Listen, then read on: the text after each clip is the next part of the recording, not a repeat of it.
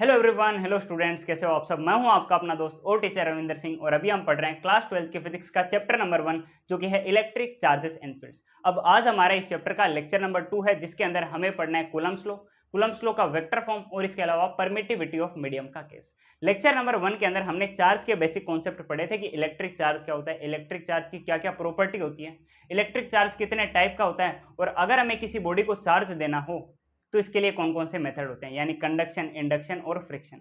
यहां तक हमने लेक्चर नंबर 1 के अंदर पढ़ा था। आज हमें पढ़ना है Coulomb's law. But Coulomb's law बताने से पहले मैं आपको लास्ट लेक्चर के थोड़े से बेसिक्स याद दिलाता हूं। लास्ट लेक्चर के अंदर हमने बात करी थी कि जो इलेक्ट्रिक चार्ज है वो दो टाइप का होता है, एक होता है पॉजिटिव चार्ज और एक होता है नेगेटिव चार्ज। तो ये जो लेक्चर है इसके अंदर हम कूलम्ब लॉ पढ़ेंगे। इससे पहले हम इसका थोड़ा सा बेस तैयार करते हैं। हम इंटरेक्शन बिटवीन चार्जेस की बात करते हैं। इंटरेक्शन,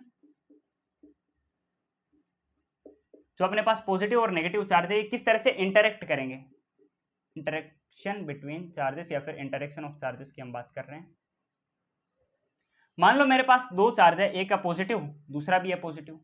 ये किस तरह से एक दूसरे से इंटरेक्ट करेंगे अगर मैंने दोनों को पास पास में रखा। एक पॉजिटिव एक नेगेटिव मैंने ले लिया और इसके अलावा एक मैंने नेगेटिव और दूसरा मैंने नेगेटिव चार्ज लिया। ये तीन पॉसिबल केस है। अगर मैं पॉजिटिव के पास में दूसरा पॉजिटिव रख दूं, पॉजिटिव के पास में नेगेटिव रख दूं या फिर नेगेटिव के पास में नेगेटिव रख दूं, तो ये किस तरह से बिहेव करेंगे, क्या करेंगे। अगर मैं पॉजिटिव के पास में पॉजिटिव रखूंगा तो ये एक दूसरे को रिपेल करेंगे, इनके बीच में रिपल्सन होगा। अगर पॉजिटिव के पास में नेगेटिव रखूंगा तो ये एक दूसरे को अट्रैक्ट करेंगे, पता है, बताया था मैंने लास्ट लेक्चर में। और अगर नेगेटिव के पास में नेगेटिव रखूंगा तो ये भी एक दूसरे को रिपेल करेंगे, इनके बीच में भी क्या होता है, रिपल्सन लगता है। अब ये रिपेल क्यों करेंगे, क्योंकि ये क्या है सर, सिमिलर चार्ज है, सिमिलर। ये भी क्या है, सिमिलर है, पॉजिटिव पॉजिटिव। बट ये जो पॉजिटिव नेगेटिव है ये सर डिसिमिलर चार्जेस है, इस वजह से एक दूसरे को क्या करते हैं, रिपेल करते हैं। तो सिमिलर चार्जेस एक दूसरे को क्या करते हैं सर, रिपेल करते हैं और डिसिमिलर एक दूसरे को अट्रैक्ट करते हैं। ये आइडिया मैंने आपको लास्ट लेक्चर के अंदर दे दिया था। अब इनके बीच में ये जो रिपल्शन लग रहा है, ये जो अट्रैक्शन लग रहा है, ये पता है एक्चुअल में क्या है, ये इन चार्जेस के बीच का एक्चुअल में फोर्स होता है। और इसी फोर्स के बारे में हमें कूलम्ब्स लॉ बताता है। कूलम्ब्स लॉ हमें एक्चुअल में क्या बताता है कि हमारे पास मान लो ये एक पॉजिटिव चार्ज है, ये एक दूसरा पॉजिटिव चार्ज है, जो कि दोनों कुछ ना कुछ सेपरेशन पर रखे हुए हैं एक दूसरे से। ये दोनों आपस में इंटरेक्ट तो करेंगे, एक दूसरे के ऊपर कुछ ना कुछ फर्क तो ये पटकेंगे। ये जो अपने पास चार्ज है इसको मान लो मैंने Q1 मान लिया, ये जो दूसरा चार्ज है इसको मान लो मैंने Q2 मान लिया। तो ये जो Q1 है ये इस फोर्स, ये जो अपने पास चार्ज Q2 है इस पर कुछ ना कुछ फोर्स लगाएगा, या तो ये इसको रिपेल करेगा या फिर इसको अट्रैक्ट करेगा। क्योंकि ये वाला चार्ज भी प्लस है और ये भी प्लस है, दोनों सिमिलर चार्ज है, तो ये इसको रिपेल करेगा, अपने से दूर धकेलेगा, इस तरह से इसके ऊपर एक फोर्स लगाएगा। अब ये अगर फोर्स लगाएगा तो ये कौन सा रुक जाएगा, ये भी इसके ऊपर कुछ ना कुछ फोर्स F लगाएगा, ये भी इसके ऊपर कुछ ना कुछ फोर्स F लगाएगा। तो इस तरह से चार्जेस का इंटरेक्शन होता है, जिसके बारे में हमें कूलम्ब्स लॉ बताता है कि एक चार्ज की वजह से दूसरे चार्ज पर फोर्स लगेगा, तो दूसरा चार्ज भी तो पहले पर फोर्स लगा रहा है कुछ ना कुछ, या तो वो अट्रैक्शन की होगी या फिर रिपल्शन की होगी, depending on the nature of charge की। अगर दोनों के दोनों चार्ज अगर सिमिलर है तो एक दूसरे को क्या करेंगे, रिपेल। अगर डिसिमिलर है तो एक दूसरे को क्या करेंगे, अट्रैक्ट करेंगे। इतनी बात समझ में आई? हाँ सर। अब कूलम्ब्स लॉ हमें यह कहता है, कूलम्ब्स लॉ हमें यह कहता है the electrostatic force of interaction, जब दो चार्जेस के बीच में इंटरेक्शन हो रहा है उस टाइम जो इलेक्ट्रोस्टैटिक फोर्स बनती है, वो जो फोर्स है वो इन चार्जेस के प्रोडक्ट के या फिर मल्टीप्लीकेशन के डायरेक्टली प्रोपोर्शनल होती है, यानी कि F directly proportional to Q1 into Q2। और इन दोनों चार्जेस के बीच में जो सेपरेशन R है उनके स्क्वायर के इनवर्सली प्रोपोर्शनल होता है। ये स्टेटमेंट अपना कूलम्ब्स लॉ होता है। तो सबसे पहले मैं कूलम्ब्स लॉ का स्टेटमेंट लिखता हूं, इसके बाद में हम इसके बारे में डिटेल में डिस्कशन करते हैं। पहले ये साइड वाला पोर्शन में मिटा देता हूं। क्या आपको इतनी बात समझ में आई कि चार्जेस का इंटरेक्शन किस तरह से होता है? हाँ सर, समझ में आई। So the electrostatic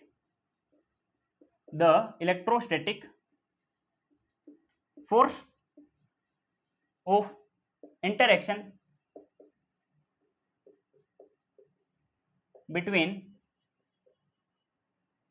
between two static point charges। हाँ, यहां पर दो कंडीशन है। अगर आपको कूलम्ब्स लॉ लगाना है, ये जो इलेक्ट्रोस्टैटिक फोर्स ऑफ इंटरेक्शन अगर आपको चाहिए, तो इसके लिए आपके जो चार्जेस है वो स्टैटिक होने चाहिए, रुके हुए होने चाहिए, मूविंग नहीं होने चाहिए, चार्ज मूव नहीं करने चाहिए, चार्ज स्टैटिक होने चाहिए। और दूसरी कंडीशन ये है कि वो चार्जेस छोटे होने चाहिए, पॉइंट चार्जेस होने चाहिए, पॉइंट बोल दो या फिर स्मॉल चार्जेस होने चाहिए। तो एक तो कंडीशन ये है कि चार्ज रुके होने चाहिए स्टैटिक, और दूसरी कंडीशन ये है कि चार्ज कैसे होने चाहिए, पॉइंट चार्जेस होने चाहिए. सो the electrostatic force of interaction between two static point charges is directly proportional to the product of two charges and inversely proportional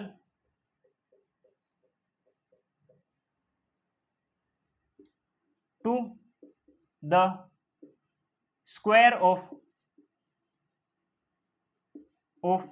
separation या फिर डिस्टेंस बिटवीन देम. यानी ये जो इलेक्ट्रोस्टैटिक फोर्स ऑफ इंटरेक्शन है ना, ये इन दोनों चार्जेस के प्रोडक्ट के डायरेक्टली प्रोपोर्शनल है, और इन दोनों चार्जेस के बीच में ये जो सेपरेशन है या फिर ये जो डिस्टेंस आर है ना, इसके स्क्वायर के इनवर्सली प्रोपोर्शनल होता है. यही स्टेटमेंट होता है कूलम्ब्स लॉ का. क्या आपको ये स्टेटमेंट समझ में है? हाँ सर. अब ये जो फोर्स है ना, इसका हमें कुछ ना कुछ नाम देना होता है, कुछ ना कुछ हमें इस फोर्स का नामकरण करना होता है. ये मान लो अपने पास फोर्स किसकी वजह से किसके ऊपर लग रही है, ये अपने पास पॉजिटिव चार्ज, ये भी पॉजिटिव चार्ज, दोनों एक दूसरे को क्या करेंगे, रिपेल. इस चार्ज ने इस चार्ज को रिपेल किया, इसने इस तरफ इसको धकेला. फोर्स लगा किसके ऊपर है सर, चार्ज नंबर 2 के ऊपर है. लगाया किसने, इस चार्ज ने लगाया सर, इसने इसको धकेला है, तो लगाया है 1. This is force on two due to 1. Force लगा किसके ऊपर है, 2 के ऊपर, चार्ज नंबर 2 के ऊपर. लगाया किसने है, 1. तो पहले हमें लिखना है कि किसके ऊपर फोर्स लगाया, तो हमने लिखा 2. फिर हमें लिखना है कि ये फोर्स लगाया किसने है सर, 1 ने लगाया है. तो फोर्स ऑन 2 ड्यू टू 1, यानी दूसरे चार्ज पर पहले चार्ज की वजह से फोर्स लगा है. वैसे यहां पर देखो फोर्स लगा किसके ऊपर है सर, चार्ज नंबर 1 के ऊपर लगा है. लगाया किसने, चार्ज नंबर सर 2 ने लगाया है. तो लगा है फोर्स चार्ज नंबर 1 के ऊपर और लगाया है चार्ज नंबर 2 ने, क्योंकि ये जो चार्ज है ये बोलता है कि भाई अगर तूने मेरे ऊपर इस तरह से रिपल्शन का फोर्स लगाया है तो मैं कोई रुकूंगा थोड़ी, एक तो मैं भी तेरे ऊपर फोर्स लगाऊंगा रिपल्शन का, मैं भी तेरे को इस तरफ धकेलूंगा. तो इसने इस पर इसी तरीके से वही रिपल्शन का फोर्स लगाया. तो फोर्स लगा 1 पर, किसकी वजह से, 2 की वजह से. और ये जो फोर्स है ये एक फिक्स डायरेक्शन में लगे रहे हैं. ये फोर्स क्या होते हैं, वेक्टर क्वांटिटी. तो मैं इनके ऊपर वेक्टर का ये साइन भी लगा देता हूं. तो ये F12 वेक्टर है, ये फोर्स 1 पर लगा है 2 की वजह से. ये F21 वेक्टर है, यानी कि फोर्स 2 पर लगा है 1 की वजह से. और ये जो दोनों के दोनों फोर्स है अपने पास, F21 वेक्टर और F12 वेक्टर, ये दोनों के दोनों, इनके जो मैग्नीट्यूड है ये आपस में एक दूसरे के इक्वल होते हैं. F12 वेक्टर का मैग्नीट्यूड F21 वेक्टर के मैग्नीट्यूड के इक्वल होता है. सिर्फ मैग्नीट्यूड में इक्वल होते हैं, बाकी दोनों की डायरेक्शन कैसे होती है, ऑपोजिट. देख लो ना, इसके डायरेक्शन इस तरफ, इसके डायरेक्शन इस तरफ, यानी अपने पास F21 तो इस तरफ लग रहा है F21 वेक्टर, बट F12 जो है ये अपने पास इस तरफ लग रहा है. क्या आपको इतनी बात समझ में आई? हाँ सर, दोनों के दोनों बातें समझ में आई. उसके बाद हमने बात यही बोली कि ये जो अपने पास फोर्स है, हम इन दोनों फोर्सेस को मान लो F के इक्वल अभी मान लेते हैं. F12 का जो अपने पास मैग्नीट्यूड है और F21 का जो मैग्नीट्यूड है ये मान लो फोर्स F के बराबर है.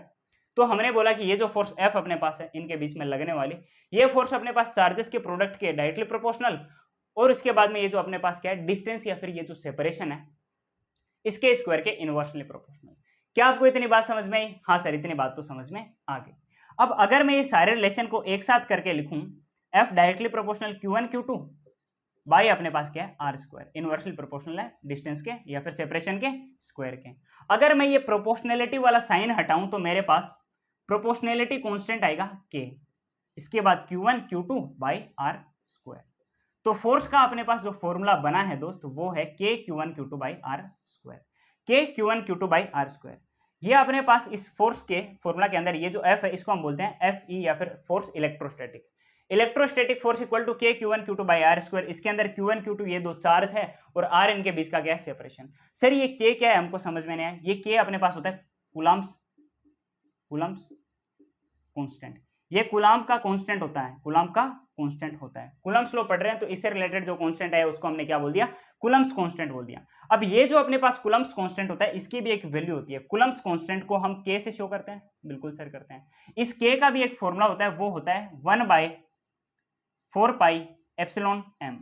1/4πε। ये जो आपको ई की तरह जो स्ट्रक्चर दिखाई दे रहा है ना, इस तरह की, इसको हम बोलते हैं एप्सिलॉन। और इसके साथ मैंने नीचे जो एम लगा रखा है ना, इसका मतलब ये है कि ये मीडियम के लिए एप्सिलॉन है। सर ये एप्सिलॉन होता है क्या? ये होता है मीडियम की परमिटिविटी। किसी भी मीडियम की परमिटिविटी हर एक मीडियम के अलग अलग होती है। किसी एयर के लिए अलग होती है, वाटर के लिए अलग होती है, माइका के लिए अलग होती है। हर एक चीज के लिए मीडियम की जो परमिटिविटी है ये अलग होती है। तो ये एप्सिलॉन और साथ में मैंने एम लगा रखा है, यानी कि मीडियम की ये क्या है? परमिटिविटी। तो हमारे पास के का जो फॉर्मूला है वो कुछ इस तरह से है कि 1/4πε। अब क्यों ना ये के का जो फॉर्मूला है इसको मैं यहां पर पुट कर दूं, इस फॉर्मूला के अंदर कर दूं? हाँ सर कर दो। तो अपने पास जो दूसरा फॉर्मूला बनेगा वो बनेगा Fe, यानी कि इलेक्ट्रोस्टैटिक फोर्स इक्वल टू 1/4πε। बाकी सेम टू सेम रहने दो, के की जगह हमने ये वैल्यू रख दी, Q1 Q2/r²। तो फोर्स इलेक्ट्रोस्टैटिक का अपने पास जो बना दूसरा फॉर्मूला वो है 1/4πε Q1 Q2/r²। 1/4πε Q1 Q2/r²। क्या आपको ये समझ में आया? हाँ सर समझ में आया। अब एक काम करता हूं, इसमें से मैं थोड़ा सा पोर्शन मिटाता हूं। इतना पोर्शन मान लो मैंने मिटा दिया,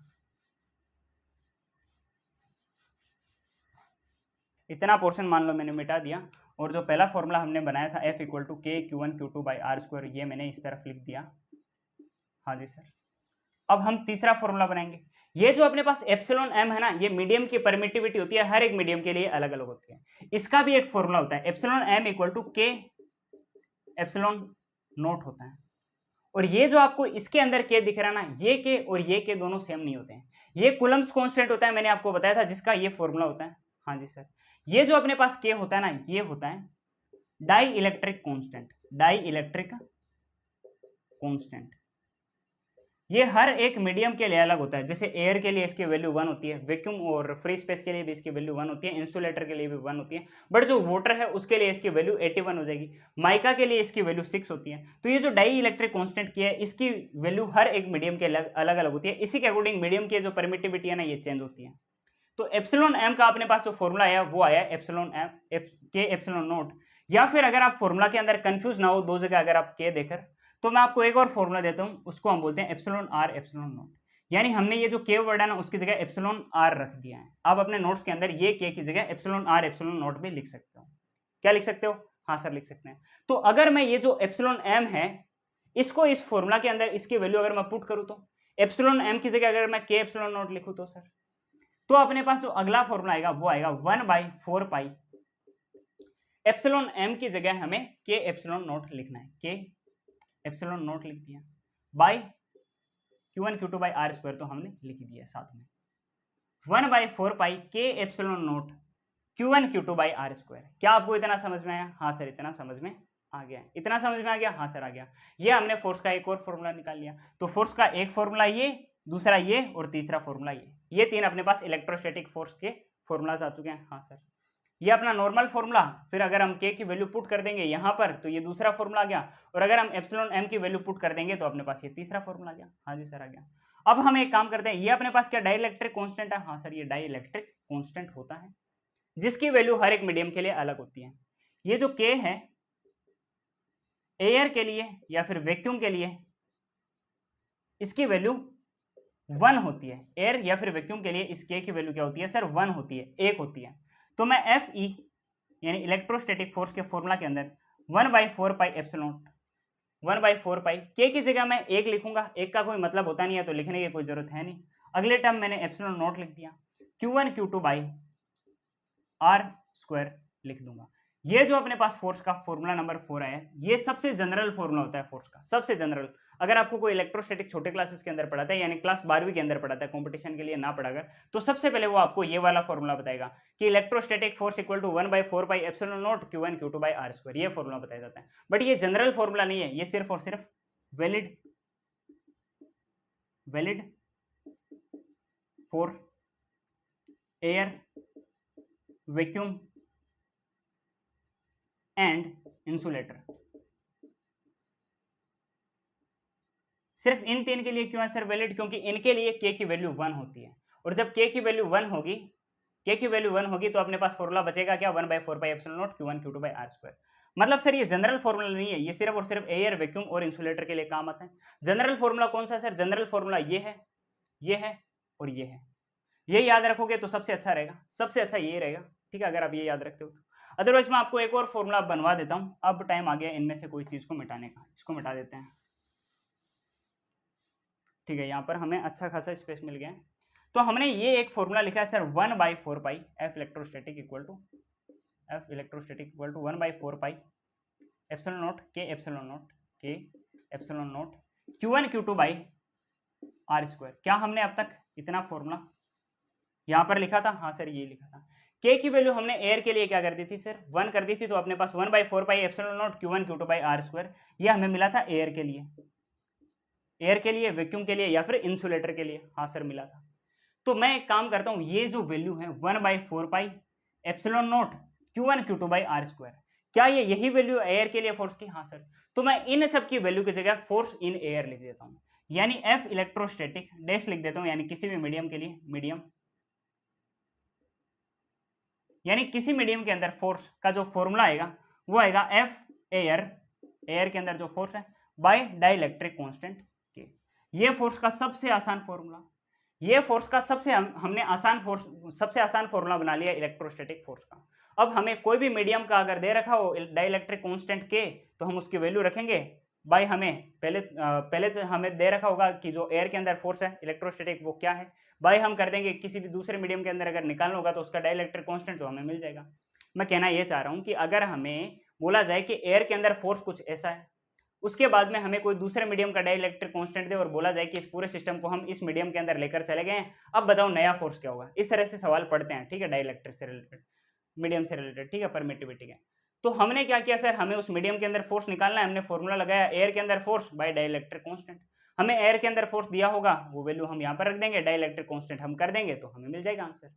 जैसे अगर हमें कोई बोले वाटर के लिए हमें निकालना हो, वाटर के लिए हम फोर्स इन एयर लिखेंगे जो हमें क्वेश्चन के अंदर दिया होगा। बाय वाटर का डाइलेक्ट्रिक कांस्टेंट मैं आपको बता देता हूं, याद रख लेना, 81 होता है। Force in air bye dielectric constant of water 81। अब वाटर का डाइलेक्ट्रिक कांस्टेंट क्या होता है, माइका का क्या होता है, ये सारी चीजें हम डिटेल में तब पढ़ेंगे जब हम परमिटिविटी ऑफ मीडियम वाला केस देखेंगे थोड़ी देर बाद में। पहले हमें वेक्टर फॉर्म भी पढ़नी है कूलम लॉ की। तो यहां पर मैंने आपको कूलम लॉ पूरा समझा दिया है अच्छे से, ठीक है। एक बार सारे फॉर्मूला को एक साथ में लिख लेते हैं, सारे फॉर्मूला एक साथ में लिख लेंगे तो ज्यादा अच्छा रहेगा, बाकी बता तो मैंने आपको दिए ही हैं। ये होता है एक्चुअल में कूलम्स लॉ। तो क्या आपको कूलम्स लॉ समझ में आया? हाँ सर, समझ में आया। अब यहां पर अच्छा एक और चीज मैंने आपको बताई नहीं, ये जो कूलम्स लॉ होता है ये लाइन ज्वाइनिंग टू चार्जेस पर ही लगता है। ये मान लो मैंने एक चार्ज लिया, ये मैंने दूसरा चार्ज लिया, ये जो अपने पास दो चार्जेस हैं, ये जो चार्जेस, इनको ये जो लाइन ज्वाइन कर रही है या फिर इनकी ये जो सेपरेशन वाली ये जो लाइन है, इन्हीं के अलोंग अपने पास इलेक्ट्रोस्टैटिक फोर्स एक्ट करता है, यानी इलेक्ट्रोस्टैटिक फोर्स इस तरह से एक्ट करेगा। ये मान लो अपने पास 2 है, ये 1 है, तो ये F21 बनेगा। ये अपने पास इसकी वजह से इसके ऊपर जो फोर्स लगा रहा है रिपल्सिव, ये F12 बनेगा। ये जो फोर्स है ये हमेशा लाइन ज्वाइनिंग टू चार्जेस पर ही रहेगा। ये दो अपने पास चार्जेस है, इन दोनों को क्या यही वाली लाइन कर रही है सर, इनको कनेक्ट, इन्हीं को ज्वाइन यही तो लाइन कर रही है। हाँ सर, तो इसी लाइन के अलोंग अपने पास ये फोर्स बनेगा। मैंने क्या बोला, मैंने ये बोला कि इलेक्ट्रोस्टैटिक फोर्स जो अपने पास होता है ये लाइन ज्वाइनिंग टू चार्जेस पर एक्ट करता है। ये अपने पास दोनों चार्जेस को ज्वाइन करने वाली लाइन है। हाँ सर, दोनों चार्जेस को यही लाइन ज्वाइन कर रही है, बस इसी के अलोंग ये वाला फोर्स बनेगा। देख लो, इसी लाइन के अलोंग ही तो है ये वाला फोर्स। क्या आपको ये वाला फोर्स कुछ इस तरह से दिखने को मिल रहा है? नहीं सर। क्या आपको कुछ ऐसा देखने को मिल रहा? नहीं सर। क्या आपको कोई ऐसे डायरेक्शन में देखने को मिल रहा? नहीं मिल रहा। लाइन ज्वाइनिंग टू चार्जेस पर ये फोर्स एक्ट करेगा। यहां पर भी ये फोर्स इस तरह से टेढ़ा मेढ़ा ऐसे कुछ एक्ट नहीं कर सकता। ये फोर्स सिर्फ और सिर्फ लाइन ज्वाइनिंग टू चार्जेस पर ही लगेगा। कौन सा फोर्स? इलेक्ट्रोस्टैटिक फोर्स या फिर कूलम्ब फोर्स। तो हम क्या लिखते हैं, electrostatic force acts along line joining two charges. दोनों चार्जेस को जोड़ने वाली जो लाइन है उसके अलोंग इलेक्ट्रोस्टैटिक फोर्स क्या करता है सर? एक्ट करता है। अब मैं आपको सारे फॉर्मूला एक बार फिर से बता देता हूं। हमने इलेक्ट्रोस्टैटिक फोर्स का सबसे पहले फॉर्मूला क्या निकाला था सर? के Q1 Q2 by R square निकाला था। दूसरा फॉर्मूला हमने सर के की वैल्यू रख दी थी 1/4 pi epsilon m Q1 Q2 by R square निकाला। क्या दूसरा फॉर्मूला पता? हाँ सर, दूसरा फॉर्मूला पता। तीसरा फॉर्मूला सर हमने एप्सिलॉन m की वैल्यू रख दी थी के एप्सिलॉन नोट। याद आया? हाँ सर, याद आया। तो 1/4 पाई के epsilon note Q1 Q2 by R का स्क्वायर। ये तीसरा फॉर्मूला हो गया था, ये तीसरा फॉर्मूला हो गया था। फॉर्मूला नंबर 4 क्या था सर? फॉर्मूला नंबर 4 हमने फोर्स निकाला था सर एयर के लिए, एयर वैक्यूम या फिर इंसुलेटर के लिए निकाला था, फ्री स्पेस के लिए। वहां पर हमने के की जगह वैल्यू 1 रख दी थी, डाइलेक्ट्रिक कांस्टेंट एयर का 1 होता है। तो हमने जो नया फॉर्मूला निकाला वो था 1/4 pi epsilon not Q1 Q2 by R square.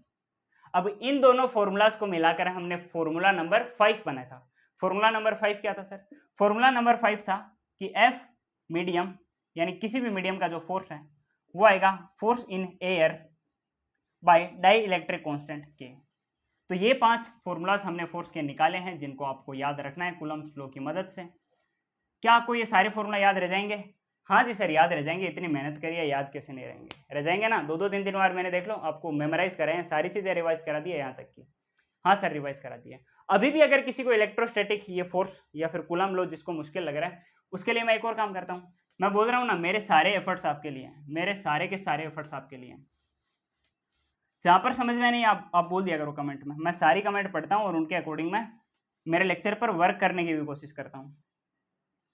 चलो आगे बढ़े। तो अपने पास ये जो कूलम्ब फोर्स होता है, अगर ये आपको अभी भी मुश्किल लग रहा है तो इसके लिए मेरे पास एक और उपाय है। आपने कूलम्ब लॉ अभी पढ़ा, आपको थोड़ा थोड़ा लग रहा होगा कि सर इससे रिलेटेड कुछ ना कुछ हमने जीवन में कभी ना कभी तो पढ़ा है, मेरी धीरे धीरे सर याददाश्त आ रही है, मेरे को कुछ ना कुछ याद आ रहा है। आपने क्लास 11th के अंदर एक चैप्टर पढ़ा होगा फिजिक्स के अंदर, ग्रेविटेशन। उसके अंदर ऐसा ही एक फोर्स होता था, ऐसा ही एक फोर्स होता था, ग्रेविटेशनल फोर्स। यहां पर इलेक्ट्रोस्टैटिक फोर्स, वहां पर ग्रेविटेशनल फोर्स। क्या आपको याद आया? हाँ सर याद आया। यहां पर कूलम्ब का लॉ होता है चार्जेस के लिए, वहां पर मास के लिए एक्ट करता है सर फोर्स। यहां पर चार्ज के लिए अपना फोर्स है, वहां पर मास के लिए फोर्स होता था। वहां पर फोर्स ग्रेविटेशनल, यहां पर इलेक्ट्रोस्टैटिक।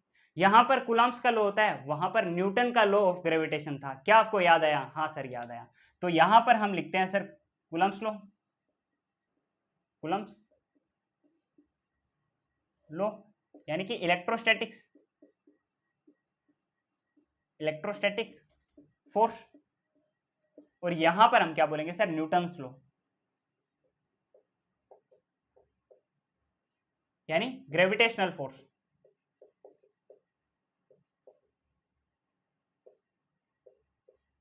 दोनों को हम आपस में रिलेट करेंगे ताकि आपको बहुत ही ज्यादा अच्छे से ये कूलम्ब्स लॉ समझ में आ जाए। हमने एक बात बोली कि ये जो कूलम्ब्स लॉ है ये चार्जेस की वजह से होता है, due two charges Q1 and Q2। और ये जो अपने पास न्यूटन्स लॉ ऑफ ग्रेविटेशन होता है ये मासेस की वजह से होता है, मास की वजह से, ड्यू टू मास। हमने m1 माना एक मास और दूसरा हमने m2 मान लिया। एक हमने m1 माना और दूसरा हमने क्या मान लिया सर? m2 मान लिया। इनके बीच में सर ये जो फोर्स लगता है can be attractive and repulsive because charges are both positive and negative. क्योंकि सर चार्ज पॉजिटिव भी हो सकते हैं और नेगेटिव भी हो सकते हैं, उनके बीच में इंटरेक्शन की वजह से ये जो अपने पास फोर्स होता है इलेक्ट्रोस्टैटिक, ये पॉजिटिव भी हो सकता है और नेगेटिव भी हो सकता है, यानी कि अट्रैक्टिव भी हो सकता है और रिपल्सिव भी हो सकता है। तो यहां पर अपने पास ये काम हो गया कूलम्ब लॉ के अंदर या फिर इलेक्ट्रोस्टैटिक फोर्स के अंदर। बट जो ग्रेविटेशनल फोर्स होता है ये ऑलवेज अट्रैक्टिव ही होगा, ऑलवेज अट्रैक्टिव होता है, ऑलवेज अट्रैक्टिव होता है ग्रेविटेशनल फोर्स। एक ये डिफरेंस हो गया कि जो अपने पास कूलम्ब फोर्स होता है या फिर इलेक्ट्रोस्टैटिक, ये अपने पास अट्रैक्टिव और रिपल्सिव दोनों हो सकता है। बट ये जो न्यूटन्स लॉ है या फिर न्यूटन्स ग्रेविटेशनल फोर्स है, न्यूटन्स लॉ ऑफ ग्रेविटेशन से रिलेटेड होता है ग्रेविटेशनल फोर्स अपना, ये अपने पास सर अट्रैक्टिव भी हो सकता है, ऑलवेज अट्रैक्टिव ही होता है, सॉरी। हाँ, इसका जो फॉर्मूला होता है Fg equal to Gm1m2 Gm1m2 by R square. और इसका अपने पास क्या फॉर्मूला होता है सर? Fe, इसको मैंने Fg लिखा है यानी ग्रेविटेशनल फोर्स, ये Fe यानी इलेक्ट्रोस्टैटिक फोर्स। ये होता है K Q1 Q2 by R square, K Q1 Q2 by R square और Gm1 M2 by R square. Sir ये तो एकदम एक जैसा है, ये तो सर ट्विन लग रहा है मेरे को, बस इतना सा फर्क है कि यहाँ पर G है ग्रेविटेशन के अंदर, यहाँ पर K है, यहाँ पर Q1 Q2 है, यहाँ पर M1 M2 है, बाकी सेपरेशन तो सेम है। क्या आपको इतनी बात समझ में आई? हाँ सर। यहाँ पर ये जो K है ना, अच्छा इसके बारे में मैंने आपको एक बात नहीं बताई थी, इसकी एक वैल्यू होती है K फॉर एयर, के की एक वैल्यू होती है एयर के लिए, वैक्यूम के लिए या फिर इंसुलेटर के लिए, वो होती है 9 इंटू 10 की power 9 newton metre square by coulomb square. Newton metre square पर कूलम्ब स्क्वायर अपने पास 9 इंटू 10 की पावर 9 इंटू 9 इंटू 10 की पावर 9 न्यूटन मीटर स्क्वायर पर कूलम्ब स्क्वायर अपने पास के, यानी ये जो अपने पास कूलम्ब्स कांस्टेंट होता है इसकी वैल्यू होती है। किसके लिए? इलेक्ट्रोस्टैटिक फोर्स के लिए। और ग्रेविटेशन में भी ये जो अपने पास जी है इसकी एक वैल्यू होती है। ग्रेविटेशन में भी इस जी की एक वैल्यू होती है, ये यूनिवर्सल ग्रेविटेशनल कांस्टेंट होता है जिसकी वैल्यू होती है 6.67 इंटू 10 की power -11 newton metre square by kilogram square. Unit भी ध्यान से देखो, न्यूटन मीटर स्क्वायर तो सेम है दोनों के अंदर, क्योंकि इसके अंदर चार्ज है तो कूलम्ब्स का स्क्वायर और इसके अंदर मास है तो किलोग्राम का स्क्वायर। दोनों चीजें एकदम रिलेटेड है, देख लो। बस आपको ये जी की वैल्यू इसके अंदर 6.67 इंटू 10 की पावर -11 याद रखनी है और इसके अंदर 9 इंटू 10 की पावर 9 आपको याद रखनी है। क्या आपको इतनी बात समझ में आई? हाँ सर, इतनी बात समझ में। अच्छा, ये भी both acts along line joining, यानी ये जो अपने पास फोर्स है न्यूटन्स फोर्स, या फिर ये जो अपने पास ग्रेविटेशनल फोर्स है, न्यूटन्स लॉ ऑफ ग्रेविटेशन के अंदर ये जो अपने पास ग्रेविटेशनल फोर्स आता है, ये लाइन ज्वाइनिंग टू मासेस पर एक्ट करता है, यानी दो मास को जो लाइन ज्वाइन कर रही है उस पर एक्ट करता है, और ये लाइन ज्वाइनिंग टू चार्जेस पर एक्ट करता है, यानी जो लाइन दो चार्जेस को ज्वाइन कर रही है उसके ऊपर एक्ट करता है। क्या आपको इतनी बात समझ में आई? हाँ सर, इतनी बात समझ में आई। तो हमने दोनों की कंपेरिजन करके भी स्टडी कर लिया। यहाँ से आपके लिए आई थिंक कूलम्ब्स लॉ या फिर ये जो अपने पास इलेक्ट्रोस्टैटिक फोर्स है ये थोड़ा ज्यादा ईजी हो गया होगा। दोनों चीजों को हमने रिलेट करके पढ़ लिया। अब हम पढ़ेंगे vector form of Coulomb's law. अब तक हमने कूलम्ब्स लॉ पढ़ लिया है और हम इसके ऊपर काफी सारे क्वेश्चन भी करने वाले हैं। मैं टोटल 5-6 क्वेश्चन लेकर आया हूं जो कि हमें कूलम्ब्स लॉ पर करने हैं, और पूरे लेक्चर के दौरान हम 8 या 9 क्वेश्चन करेंगे। बट उससे पहले हम कूलम्ब्स लॉ के वेक्टर फॉर्म पढ़ लेते हैं ताकि उसके ऊपर भी हम साथ में एक क्वेश्चन देख लेंगे। So vector form of Coulomb's law, vector form of Coulomb's law. Sir ये पढ़ने क्यों जरूरी है? ये पढ़ने इसलिए जरूरी है क्योंकि कूलम्ब्स लॉ मैंने क्या बताया कि कूलम्ब्स लॉ हमें क्या देता है? इलेक्ट्रोस्टैटिक फोर्स देता है हाँ सर। और फोर्स एक वेक्टर क्वांटिटी होती है, मैंने आपको बताई थी जब मैं आपको वेक्टर पढ़ा रहा था। तो फोर्स एक वेक्टर क्वांटिटी है, तो क्यों ना हम इस इलेक्ट्रोस्टैटिक फोर्स को भी वेक्टर के फॉर्म में रिप्रेजेंट करें। हाँ सर, करते हैं रिप्रेजेंट। चलो, काफी एक्साइटिंग टॉपिक है, काफी अच्छा टॉपिक है। मैंने एक लिया चार्ज प्लस Q1 और एक मैंने लिया चार्ज प्लस Q2। दोनों के बीच का मैंने मान लो सेपरेशन कितना रखा है? R रखा है। कितने डिस्टेंस है सर? दोनों के बीच R है। ये जो अपने पास Q1 है इसके द्वारा अपने पास ये जो Q2 है इसके ऊपर एक फोर्स लगेगा, वो होगा force on 2 due to 1, F21 लगेगा। बताया मैंने किस तरीके से लगता है? फोर्स 2 पर लग रहा है इसलिए पहले मैंने 2 लिखा, और 1 के द्वारा लगाया जा रहा है तो मैंने 1 लिखा। ये जो अपने पास 1 है इसके ऊपर F12 लगेगा, क्योंकि फोर्स लग रहा है 1 पर, लगाया जा रहा है किसके द्वारा? 2 के द्वारा, इसलिए मैंने F12 वेक्टर लिख दिया और F21 वेक्टर लिख दिया। ये तो आपको भी रिप्रेजेंट करने आता है, कोई दिक्कत नहीं है।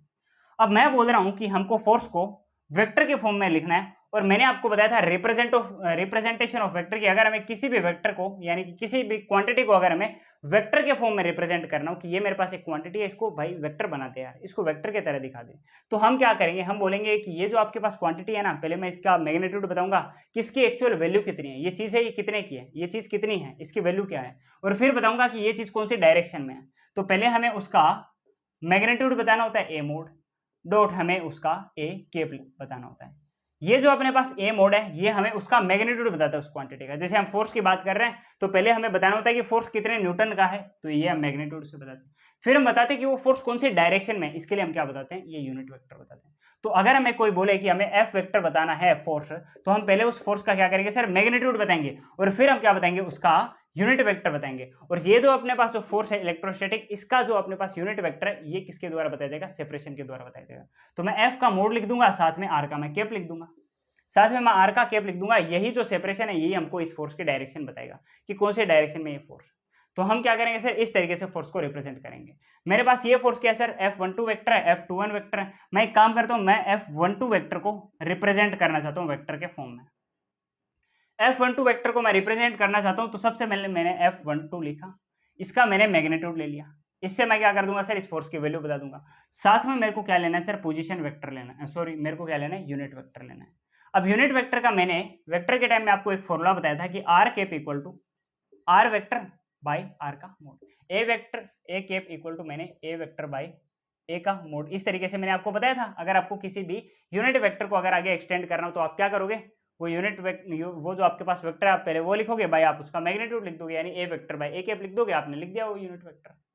तो इसी तरीके से आर अपने पास अगर सेपरेशन, तो इसको अगर आपको लिखना है आर कैप को अगर एक्सटेंड करना है तो आप आर का वेक्टर लिखोगे, बाय आप उसका क्या कर दोगे सर मैग्नीट्यूड लिख दोगे, आप उसका मोड ले लोगे।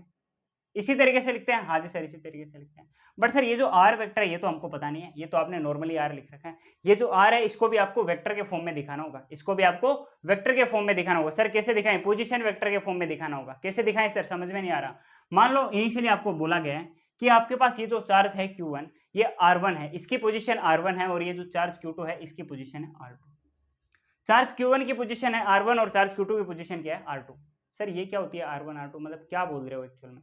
मैं ये बोल रहा हूँ कि हमको जनरली ऐसे दिया होता है ना कि इस तरीके से आपको कुछ दे रखा होता है कि आपके पास कोई एक चार्ज Q1 है जो कि किसी ग्राफ के ओरिजिन पॉइंट पर है, एकदम 0 पर Q1, ठीक है, और 5 मीटर की दूरी पर क्या है सर Q2 है, या फिर 5 सेंटीमीटर की दूरी पर क्या है सर 5 सेंटीमीटर की डिस्टेंस पर क्या है सर Q2 है। तो मैं क्या करूंगा सर, ये जो अपने पास है Q1 इसकी जो अपने पास पोजीशन इसको मैं क्या बोल दूंगा 0 बोल दूंगा, और ये जो Q2 है इसकी पोजीशन को मैं क्या बोल दूंगा 5 बोल दूंगा, क्योंकि अपने पास Q1 0 पर था और 5 सेंटीमीटर की डिस्टेंस पर यानी कि 5 पर क्या था, ये अपने पास Q2 था। तो मैंने Q2 की पोजीशन को 5 बोल दिया, Q1 की पोजीशन को मैंने 0 बोल दिया। इसी तरीके से हम बोल रहे हैं कि इनिशियली अपने पास ये जो Q1 है ये कहां पर था सर R1 पोजीशन पे था। Q1 की पोजीशन अपनी क्या थी R1 थी, और Q2 की पोजीशन क्या थी सर R2 थी। ऐसा हमने क्या कर रखा है अज्यूम कर रखा है। क्या कर रखा है अज्यूम कर रखा है। अब हम निकाल रहे हैं सर पोजीशन वेक्टर। इसके लिए मैंने दो रास्ते ले रखे हैं। इसके लिए मैंने क्या कर रखा है दो रास्ते ले रखे हैं। या तो मैं Q1 चार्ज से Q2 की तरफ जाऊंगा, या फिर मैं Q2 चार्ज से Q1 की तरफ जाऊंगा। मैं घूम रहा हूं, या तो मैं Q1 से Q2 की तरफ घूमूंगा, या फिर मैं Q2 से Q1 की तरफ घूमूंगा। अगर मैं Q1 से Q2 की तरफ जा रहा हूं तो इसके पोजीशन वेक्टर को मैं R12 लिखूंगा, R12 वेक्टर लिखूंगा। Q1 से Q2 जा रहा हूं, R12 लिख दिया मैंने। अगर मैं Q2 से Q1 जाऊंगा तो इसको मैंने R21 वेक्टर लिख दिया। क्या आपको इतना समझ में आया कि हमने पोजीशन वेक्टर कैसे लिखा? हाँ सर, मैं Q1 से Q2 गया तो मैंने इसको R12 वेक्टर लिख दिया, और Q2 से Q1 गया तो R21 वेक्टर लिख दिया। इतना समझ में आया? हाँ जी सर, इतना तो समझ में आ गया। अब सर ये जो अपने पास पोजीशन वेक्टर है इसको मैं लिखूं कैसे? पोजीशन वेक्टर का मैंने आपको एक फॉर्मूला बताया था जब मैं आपको वेक्टर पढ़ा रहा था, delta R vector equal to R final minus R initial. यानी फाइनली हम किस पॉइंट पर पहुंचे हैं और इनिशियली हम किस पॉइंट पर थे वो हमको बताना है। फाइनली हम जिस पॉइंट पर पहुंचे हैं उसकी हमें पोजीशन बतानी होती है, और इनिशियली हम जिस पॉइंट पर थे उसकी हमें पोजीशन बतानी होती है।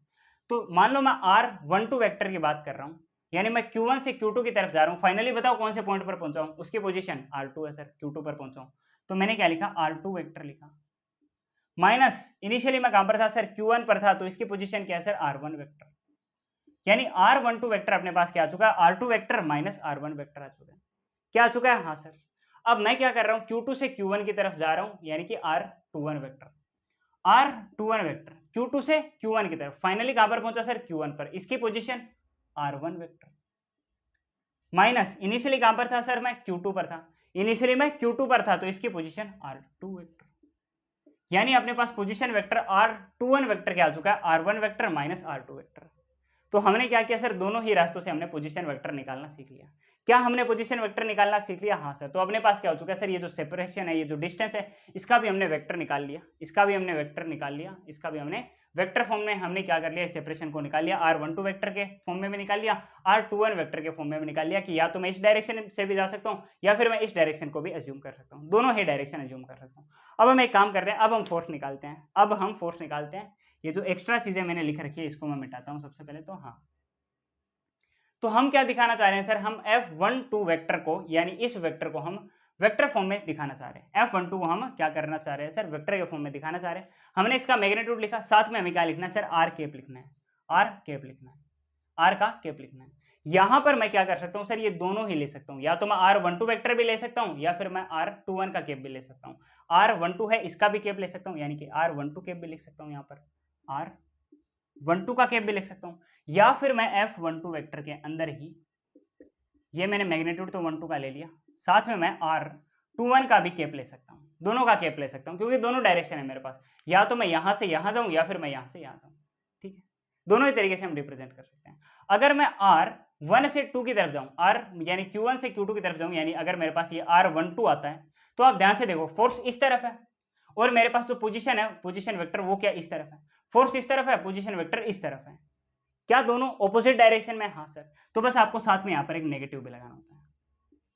बाकी बढ़िया एकदम, बाकी मामला एकदम सेट है। ये अपने पास F12 वेक्टर है, इसका आपने मोड लिखा, मैग्नीट्यूड लिख दिया, ठीक है। ये आपके पास क्या है सर? R21 का कैप है।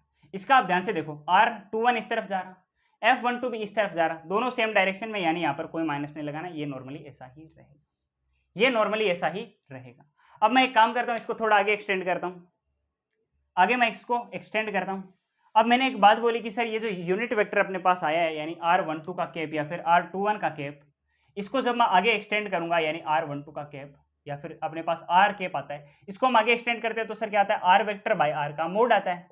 इसी तरीके से तो इसको एक्सटेंड किया जाता है सर यूनिट वेक्टर को। हाँ सर, इसी तरीके से इसको एक्सटेंड किया जाता है। तो मैं लिखूंगा F12 का मैग्नीट्यूड डॉट, माइनस मैंने पहले लगा दिया, ठीक है सर, लगा दिया, ब्रैकेट में सबसे पहले मैं R वेक्टर लिखूंगा, यानी R12 वेक्टर मैंने लिख दिया, बाय मैं क्या कर दूंगा सर? इसका मैग्नीट्यूड लिख दूंगा, R12 वेक्टर का मैंने मैग्नीट्यूड लिख दिया, बस हो चुका आपका काम। अच्छा, अब एक और काम करते हैं।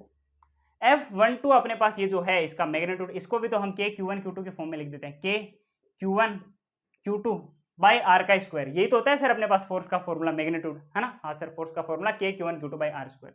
यहाँ पर क्या हमको नॉर्मल R लिखना है? नहीं, इसको भी वेक्टर फॉर्म में शो करना है, इसको भी हमें वेक्टर फॉर्म में शो करना है। तो एक काम करता हूँ, मैंने यहाँ पर जो यूनिट वेक्टर ले रखा है R12 वेक्टर, यही मैं सेपरेशन लिखता हूँ। R12 वेक्टर का सबसे पहले हम मैग्नीट्यूड लेंगे, फिर हम क्या कर देंगे? उसका स्क्वायर कर देंगे। ये कुछ और नहीं है, ये अपने पास वेक्टर का मैग्नीट्यूड है, K Q1 Q2 by R का स्क्वायर। नॉर्मल R नहीं लिखना होता है, नॉर्मल R आपको नहीं लिखना होता है। जैसे आपने ये R ले रखा है, ये आपको नहीं लिखना होता, इसको भी आपको वेक्टर फॉर्म में लिखना होता है, इसका वेक्टर का आपको मैग्नीट्यूड लेना होता है। जैसे यहाँ पर आपने यूनिट वेक्टर का ले रखा है सर R12 ले रखा है, तो आपने यहाँ पर नीचे भी R12 लिया, इसका आपने मैग्नीट्यूड लेकर स्क्वायर किया। फिर आपने क्या किया सर? माइनस आपने लगाया, क्योंकि माइनस आ रहा था, दोनों की डायरेक्शन अपोजिट। R12 वेक्टर आपके पास है, आपने R12 वेक्टर लिखा, ठीक है सर, बाय R12 वेक्टर का आपने मोड दे रखा है। अब ये यहाँ पर R12 वेक्टर का एक मोड और ये R12 वेक्टर के मोड का स्क्वायर है, तो पूरे को आप क्या लिख सकते हो? K Q1 Q2 minus R12 vector, ठीक है सर, बाय, ये अपने पास डॉट में है, ठीक है ना, माइनस, ये इससे घट नहीं रहा है, ठीक है। तो अपने पास बाय ये क्या आ गया? R12 वेक्टर के मोड का पूरे का क्यूब आ गया। इस तरीके से वेक्टर को रिप्रेजेंट किया जाता है, फोर्स के वेक्टर को। अच्छा, अभी इसको थोड़ा सा और एक्सटेंड करना है, थोड़ा सा और एक्सटेंड करना है इसको, K Q1 Q2 by R12 vector, बताओ क्या है? R12 वेक्टर है R2 minus R1, R2 minus R1 vector का हमने मोड दिया और फिर हमने पूरे का क्या किया सर? क्यूब किया, डॉट माइनस लगाया सबसे पहले, फिर R12 वेक्टर क्या है sir? R2 vector minus R1। इस तरीके से पूरे वेक्टर को रिप्रेजेंट किया जाता है। फोर्स को हमने F12 वेक्टर को हमने रिप्रेजेंट कर दिया सर वेक्टर फॉर्म में, कर दिया रिप्रेजेंट? हाँ सर, कर दिया। अच्छा, दूसरे तरीके से करते हैं रिप्रेजेंट। अगर हमने यूनिट वेक्टर R12 वेक्टर वाला ना लेकर R21 वेक्टर वाला लिया होता तो क्या होता सर? R21 वेक्टर वाला अगर हमने केस लिया होता, यानी ये जो नीचे वाला केस है, तो हम क्या करते सर? ये केस उठा लेते हैं, ये वाला केस हम उठा लेते हैं, ठीक है। F12 वेक्टर हमारे पास आता K Q1 Q2, अब मैं डायरेक्ट लिख रहा हूं बाय, क्योंकि सर हमने R21 कैप ले रखा है, R21 कैप, तो हमें यहां पर ये जो सेपरेशन है इसको भी R21 ही लेना होगा, यानी हमें इस रास्ते चलना होगा, ये नीचे वाला रास्ता नहीं, ये वाले रास्ते हम चल रहे हैं। R21 वेक्टर का हमने मैग्नीट्यूड लिया और फिर इसका हमने स्क्वायर कर दिया, डॉट R21 का हमें कैप लेना है। R21 कैप को जब आप सोल्व करोगे तो R21 वेक्टर बाय R21 का मोड, तो हम क्या करेंगे? R21 वेक्टर लिखेंगे और R21 वेक्टर लिखेंगे बाय R21 का हमने क्या कर दिया सर? मोड दे दिया, ठीक। R21 वेक्टर सर हमारे पास क्या होता है? R1 vector minus R2 vector होता है। अच्छा, एक और चीज मैं आपको बता देता हूँ, अगर आपको लगेगा कि यहाँ पर माइनस लगेगा या नहीं लगेगा, जैसे पिछली बार लग रहा था, क्योंकि फोर्स इस तरफ, अपने पास ये पोजीशन वेक्टर इस तरफ, दोनों अपोजिट डायरेक्शन, यहाँ पर फोर्स भी इस तरफ है और अपने पास पोजीशन वेक्टर भी इस तरफ है, तो दोनों एक डायरेक्शन में, कोई नेगेटिव नहीं लगेगा, पॉजिटिव ही लगेगा। तो F12 वेक्टर हमारे पास हो चुका है K Q1 Q2 bye R21 vector क्या होता है sir? R1 vector minus R2 vector, magnitude लिया और पूरे का हमने क्या कर दिया? स्क्वायर यहाँ पे है और एक ही यहाँ पर है, तो हमने क्या कर दिया? क्यूब कर दिया, डॉट यहाँ पर अपने पास क्या है sir? R1 vector minus R2 vector, हमने इस पूरे का यहाँ पर ये ब्रैकेट बंद कर रखा है, यहाँ पे हमको कोई मैग्नीट्यूड नहीं लेना होता, यहाँ पे हमें सीधा वेक्टर शो करना होता है। क्या आपको वेक्टर समझ में आया? हाँ सर, वेक्टर समझ में आ गया, वेक्टर फॉर्म किस तरीके से शो किया जाता है। अच्छा, अगर मैं आपको बोलूं कि आपको F12 वेक्टर ना बताकर F21 वेक्टर बताना हो तो, यानी ये वाला फोर्स शो नहीं करना आपको वेक्टर फॉर्म में, ये वाला फोर्स करना है, F21 वेक्टर को वेक्टर फॉर्म में शो करना है। तो F21 वेक्टर को आप कैसे लिखोगे सर? पहले आप F21 का मोड लोगे, साथ में आप क्या लिखोगे सर? इसका पोजीशन वेक्टर लिखोगे। मान लो मैं क्या ले रहा हूं, पहले R12 का केप ले रहा हूं। R12 का केप लिया मैंने पहले केस के अंदर, तो इसको मैं क्या लिखूंगा सर? KQ1 Q2 बाय, अब इसके अंदर मैं सेपरेशन को कैसे लिखूंगा सर? सेपरेशन को मैं लिखूंगा R12 का मैंने क्या लिया सर? मोड दिया पहले तो, और फिर मैंने इसका स्क्वायर किया। साथ में मेरे पास ये जो यूनिट वेक्टर इसको मैं कैसे खोलूंगा सर? R12 का मैंने पहले वेक्टर लिखा, बाय मैंने R12 का यहाँ पर मोड ले लिया, और जब मैं पूरे को सोल्व करूंगा तो मेरे पास क्या आएगा? KQ1 Q2। R12 वेक्टर क्या होता है sir? R2 vector minus R1 vector, R2 vector minus R1 vector. ठीक है भाई, ये अपने पास क्या?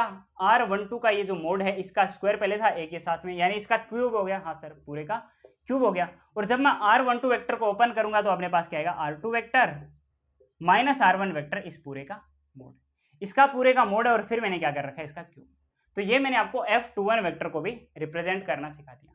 या फिर मैं F21 वेक्टर को दूसरे तरीके से कैसे रिप्रेजेंट करूंगा sir? Unit vector, F21 vector अपने पास है, इसका मैं यूनिट वेक्टर, अगर मैं ये जो रास्ता चल रहा हूँ F12 वाला, सॉरी R12 वेक्टर वाला, ये पोजीशन वेक्टर वाला अगर रास्ता चल रहा हूँ, अगर मैं ये रास्ते ना चलकर ये रास्ते चलूंगा तो अपने पास क्या आएगा सर? R21 वेक्टर आएगा, R21 वेक्टर आएगा। बट क्योंकि देखो ये F21 वेक्टर इस तरफ है, R21 वेक्टर इस तरफ है, तो साथ में एक नेगेटिव भी लग जाएगा। साथ में क्या लग जाएगा सर? नेगेटिव भी लग जाएगा। और टोटल हमारे पास जो फोर्स का फॉर्मूला आएगा वो कुछ इस तरीके से आएगा, KQ1 Q2 डॉट माइनस में, ठीक है सर, माइनस में R1 vector minus R2 vector by R1 vector minus R2 vector, इस पूरे का हमने मैग्नीट्यूड लिया, फिर हमने इसका क्या कर दिया सर? क्यूब कर दिया। इस तरीके से हम शो करते हैं। क्या आपको वेक्टर फॉर्म की पूरी फील आई कि कूलम्ब्स लॉ का वेक्टर फॉर्म कैसे बताया जाता है? हाँ जी सर, समझ में आ गई। बस, तो आपको इतना ही समझना था। अब सर, अब हम करेंगे कूलम्ब्स लॉ के क्वेश्चंस। अब हम करेंगे कूलम्ब्स लॉ के क्वेश्चंस की किस तरीके से कूलम्ब्स लॉ के क्वेश्चन सोल्व किए जाते हैं। चलो आगे बढ़े। हाँ सर, जैसे मान लीजिए मैं आपको क्वेश्चन नंबर 1 मेरी तरफ से दे देता हूँ, ये मेरे क्वेश्चन की लिस्ट के अंदर नहीं है। एक मैंने मान लो चार्ज ले रखा है 5 माइक्रोकूलम प्लस का, और दूसरा मान लो मैंने चार्ज ले रखा है प्लस 5 माइक्रोकूलम ही। बहुत ही आसान, बहुत बेसिक क्वेश्चन देने वाला हूँ। 5 सेंटीमीटर मान लो इन दोनों के बीच का क्या है?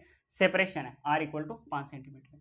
आपको इन दोनों के बीच का फोर्स निकालना है। दोनों ही सर पॉजिटिव है, यानी एक दूसरे को रिपेल करेंगे, इन दोनों के बीच में एक फोर्स लगेगा जो कि होगा तो इक्वल ही, बट दोनों के दोनों क्या हो गया सर? ऑपोजिट डायरेक्शन के अंदर फोर्स लगेगा।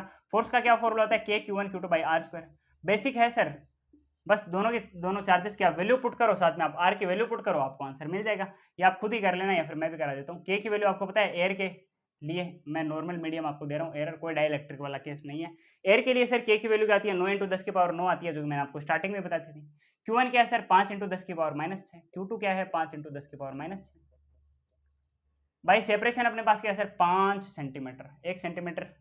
अच्छा, सेंटीमीटर को अगर आप मीटर में कन्वर्ट करते हो तो साथ में 10 की पावर -2 लग जाता है, आपको पता होगा ये बात।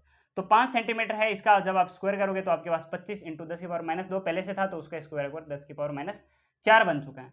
ये 25 इस 5 से और इस 5 से कट जाएगा। ये देखो ना, 5 × 5 25 होगा, और ये 25 पहले से पड़ा था, ये कट गया। 9 × 10 की पावर 9 अपने पास यहाँ पर पड़ा है, इंटू ये 10 की पावर माइनस है, ये 10 की पावर माइनस है, कितना बना सर? 10 की पावर -12 बन गया। भाई अपने पास ये पहले से 10 की पावर -4 तो पड़ा ही था।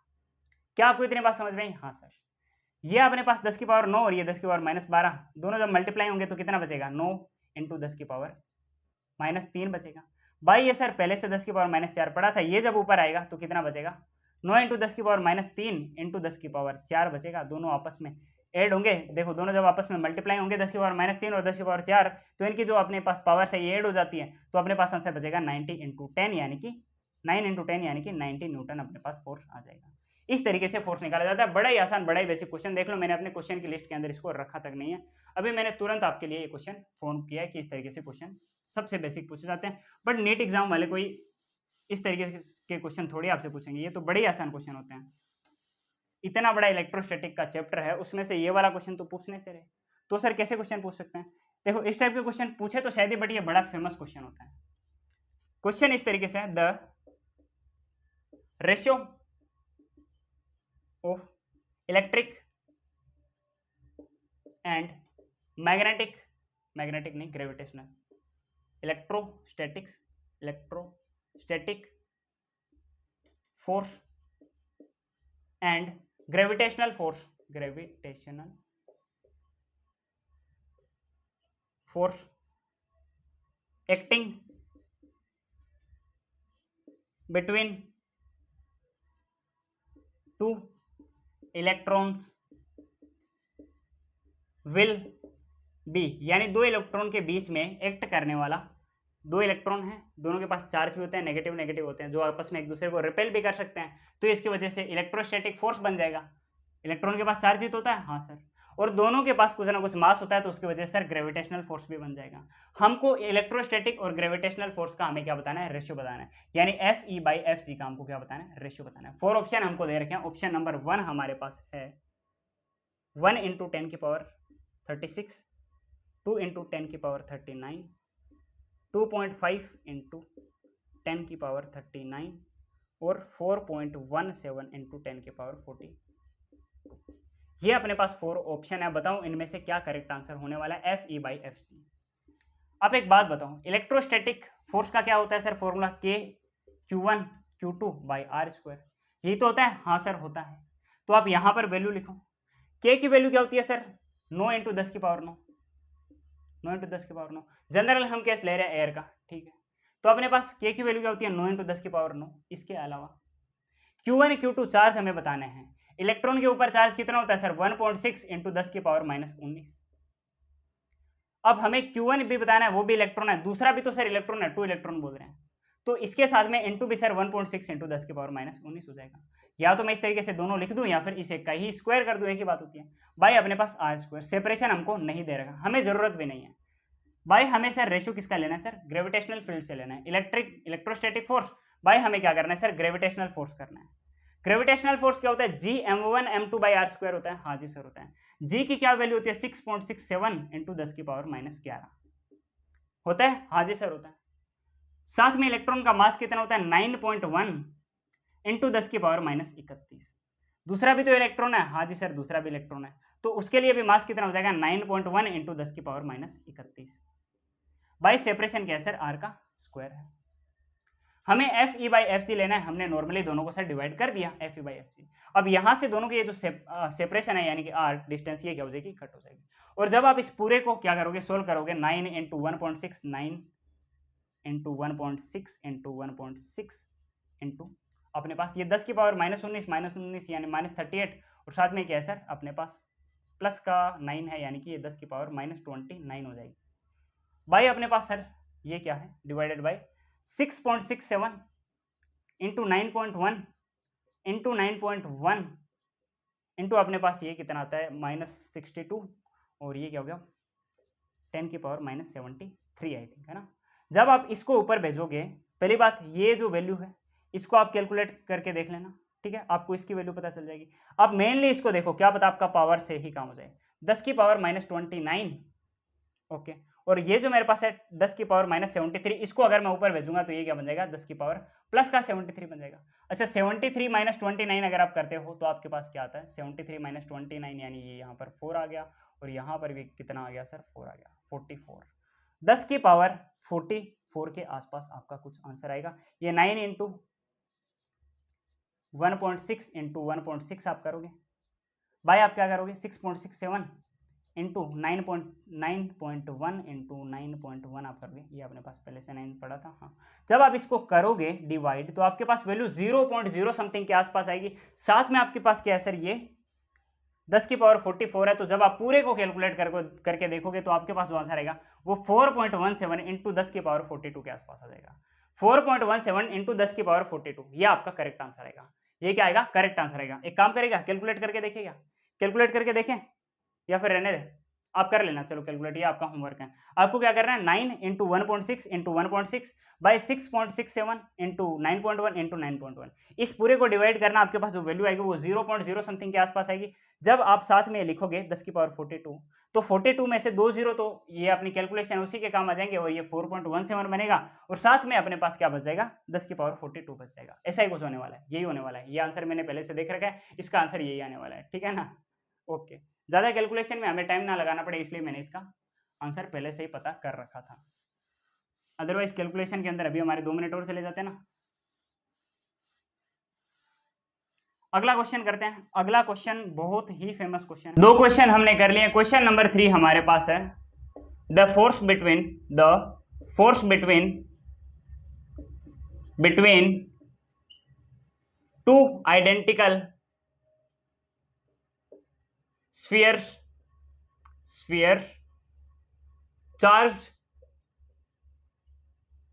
विद सेम चार्ज, यानी कि 2 आइडेंटिकल हमारे पास स्फीयर है जिनको सेम चार्ज के साथ चार्ज किया गया है, charge with same charge is F. यानी कि 2 आइडेंटिकल स्फीयर है जिनको सेम चार्ज के साथ में क्या किया है, चार्ज किया गया है। इनके बीच में जो फोर्स है वो क्या है सर, एफ है। Now if 50% of charge is charge of sphere 1 is transferred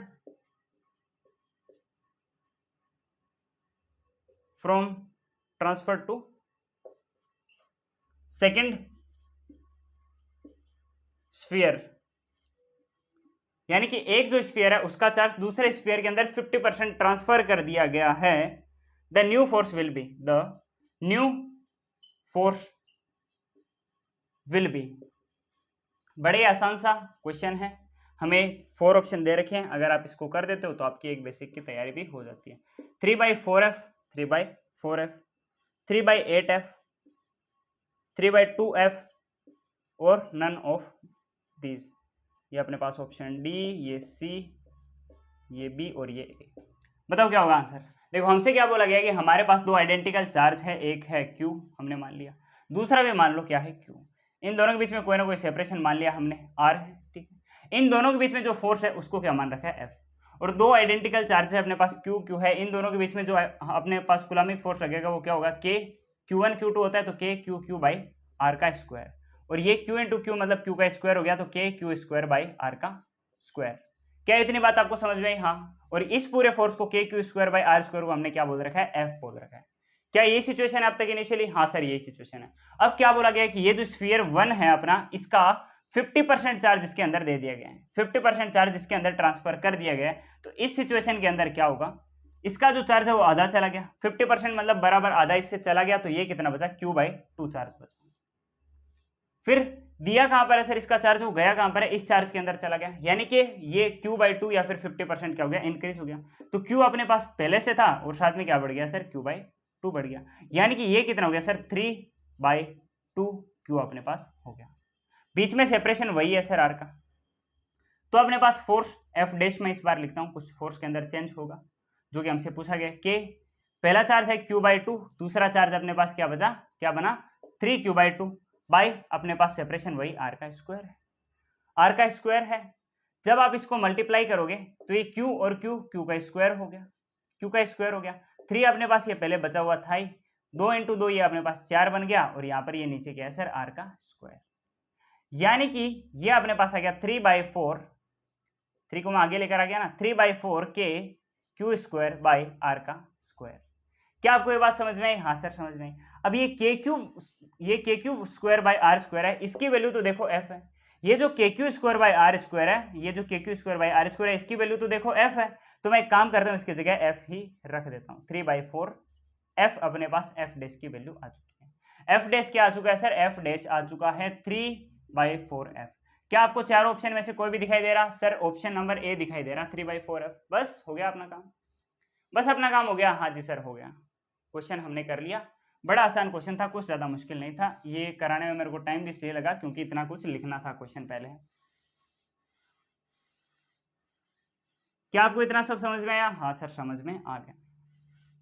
अगला क्वेश्चन करते हैं। अगला क्वेश्चन है, अच्छा ये बड़ा फेमस क्वेश्चन है, क्वेश्चन नंबर 4। क्वेश्चन नंबर 4 हमसे कह रहा है कि अपने पास कोई एक चार्ज है, a charge Q is divided into 2 parts Q1 and Q2, यानी अपने पास कोई चार्ज था Q जिसको हमने डिवाइड कर दिया Q1 और Q2 दो पार्ट्स के अंदर, ठीक है sir. And these charges are placed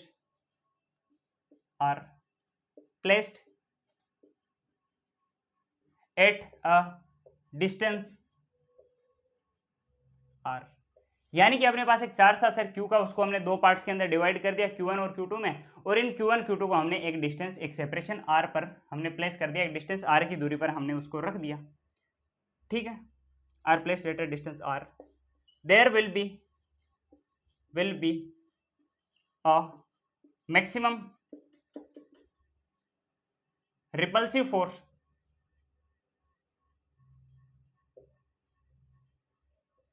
between them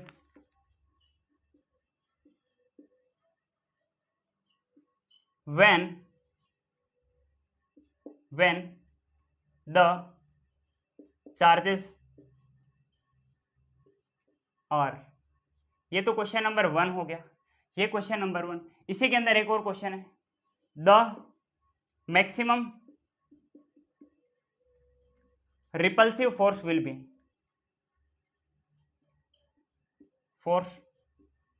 will be, यानी कि जो मैक्सिमम रिपल्सिव फोर्स है वो क्या होगा। 4 ऑप्शन मैं आपको देता हूं।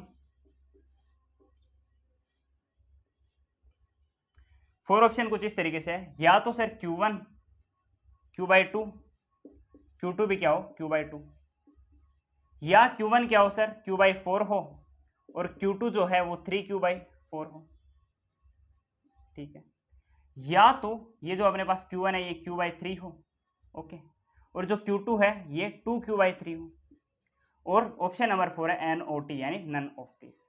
बताओ क्या होगा आंसर, बताओ क्या होगा।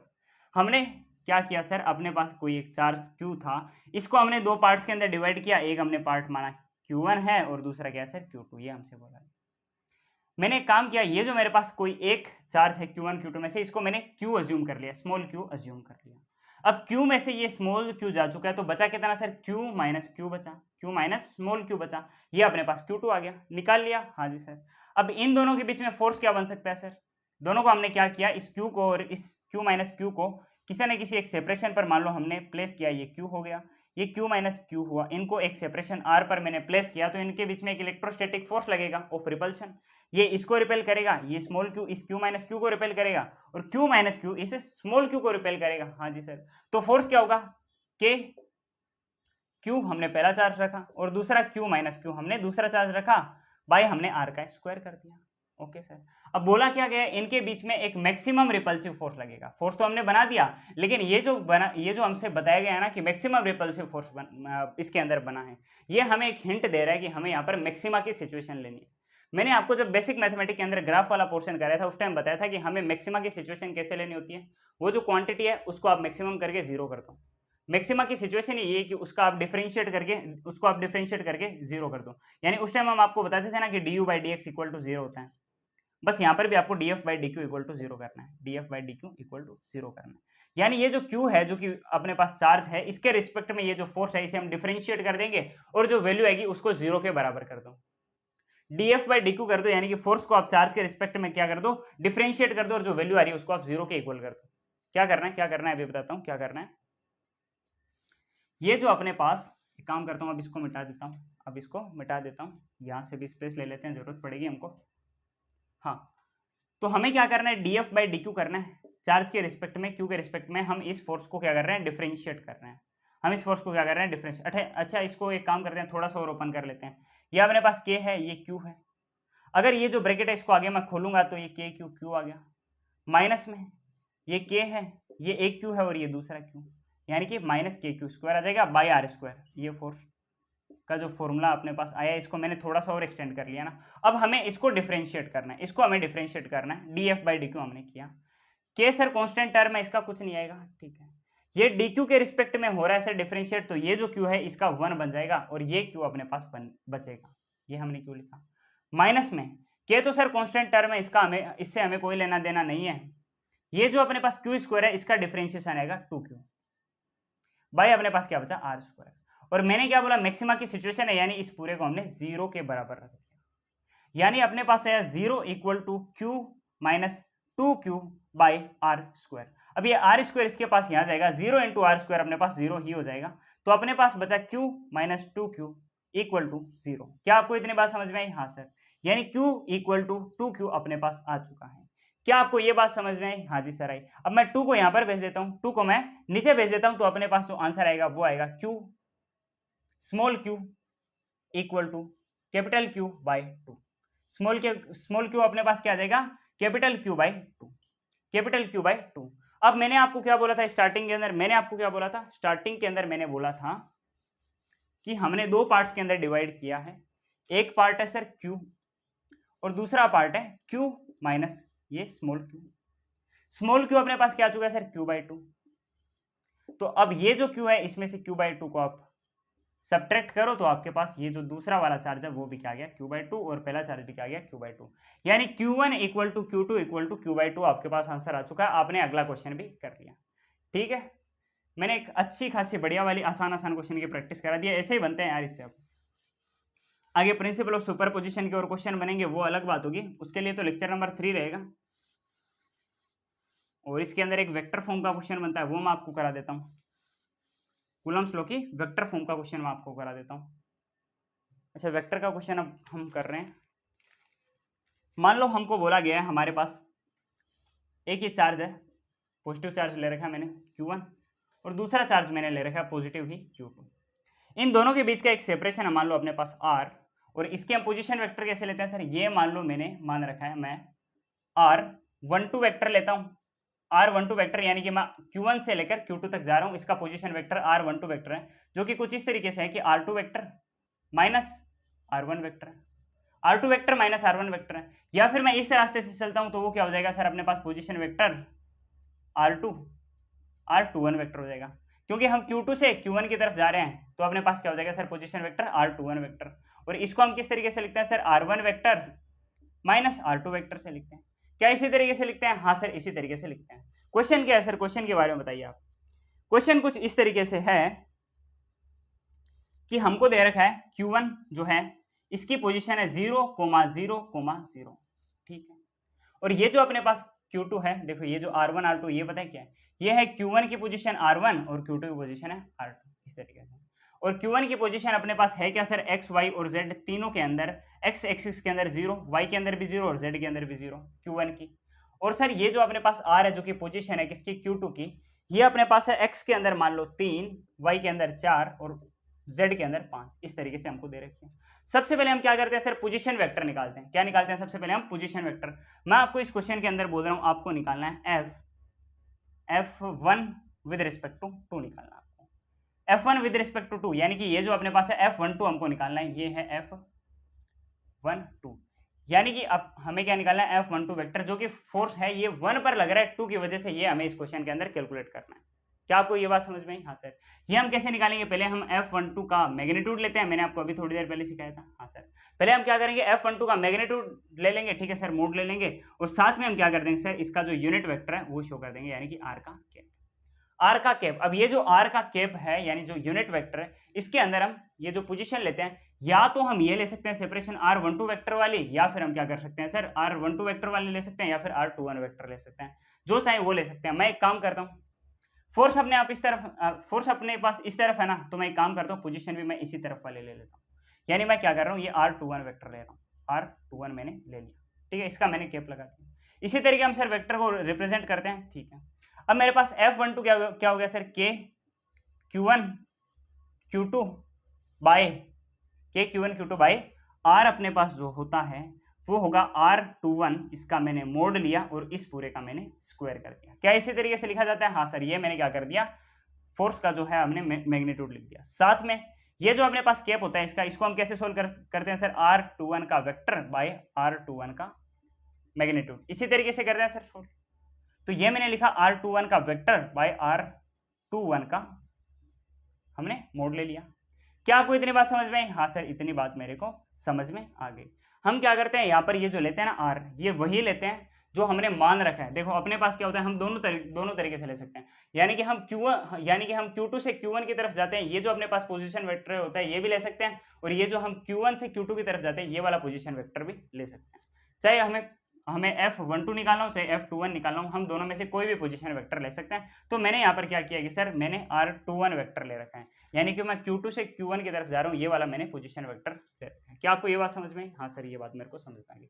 अच्छा अब हम ये R21 वेक्टर निकालते कैसे, खेल ही पूरा इसका है, पूरा खेल ही इसका है। सर R21 वेक्टर कैसे निकालें? R21 वेक्टर आपको निकालना है तो इसके लिए आपको R1 vector minus R2 vector करना है। ये देखो मैंने बता रखा है R21 वेक्टर क्या है, R1 vector minus R2 vector.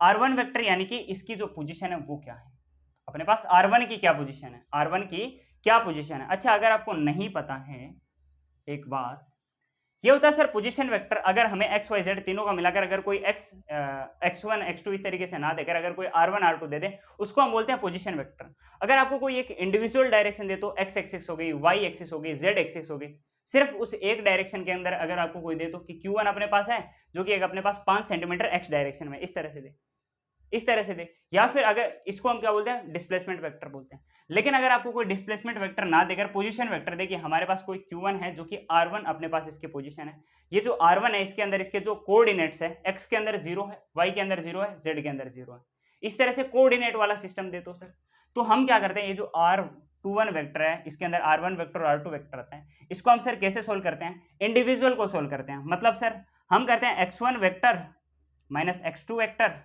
इसके साथ में हम आई कैप लगा देते हैं, plus y1 vector minus y2 vector, इसके साथ में हम क्या करा देते हैं सर, जे कैप लगा देते हैं, प्लस में z1 vector minus z2 vector, और इसके साथ में हम सर क्या लगा देते हैं, के कैप लगा देते हैं, के कैप लगा देते हैं। क्या आपको ये बात समझ में आई? हाँ सर ये बात समझ आएगी। अच्छा अगर ये यहाँ पर R12 वेक्टर ना होकर ये R21 वेक्टर ना होकर अगर 12 वेक्टर होता तो सर, R12 वेक्टर होता तो हम क्या करते सर, R12 वेक्टर होता तो इसके अंदर हमारे पास होता R2 vector minus R1 vector.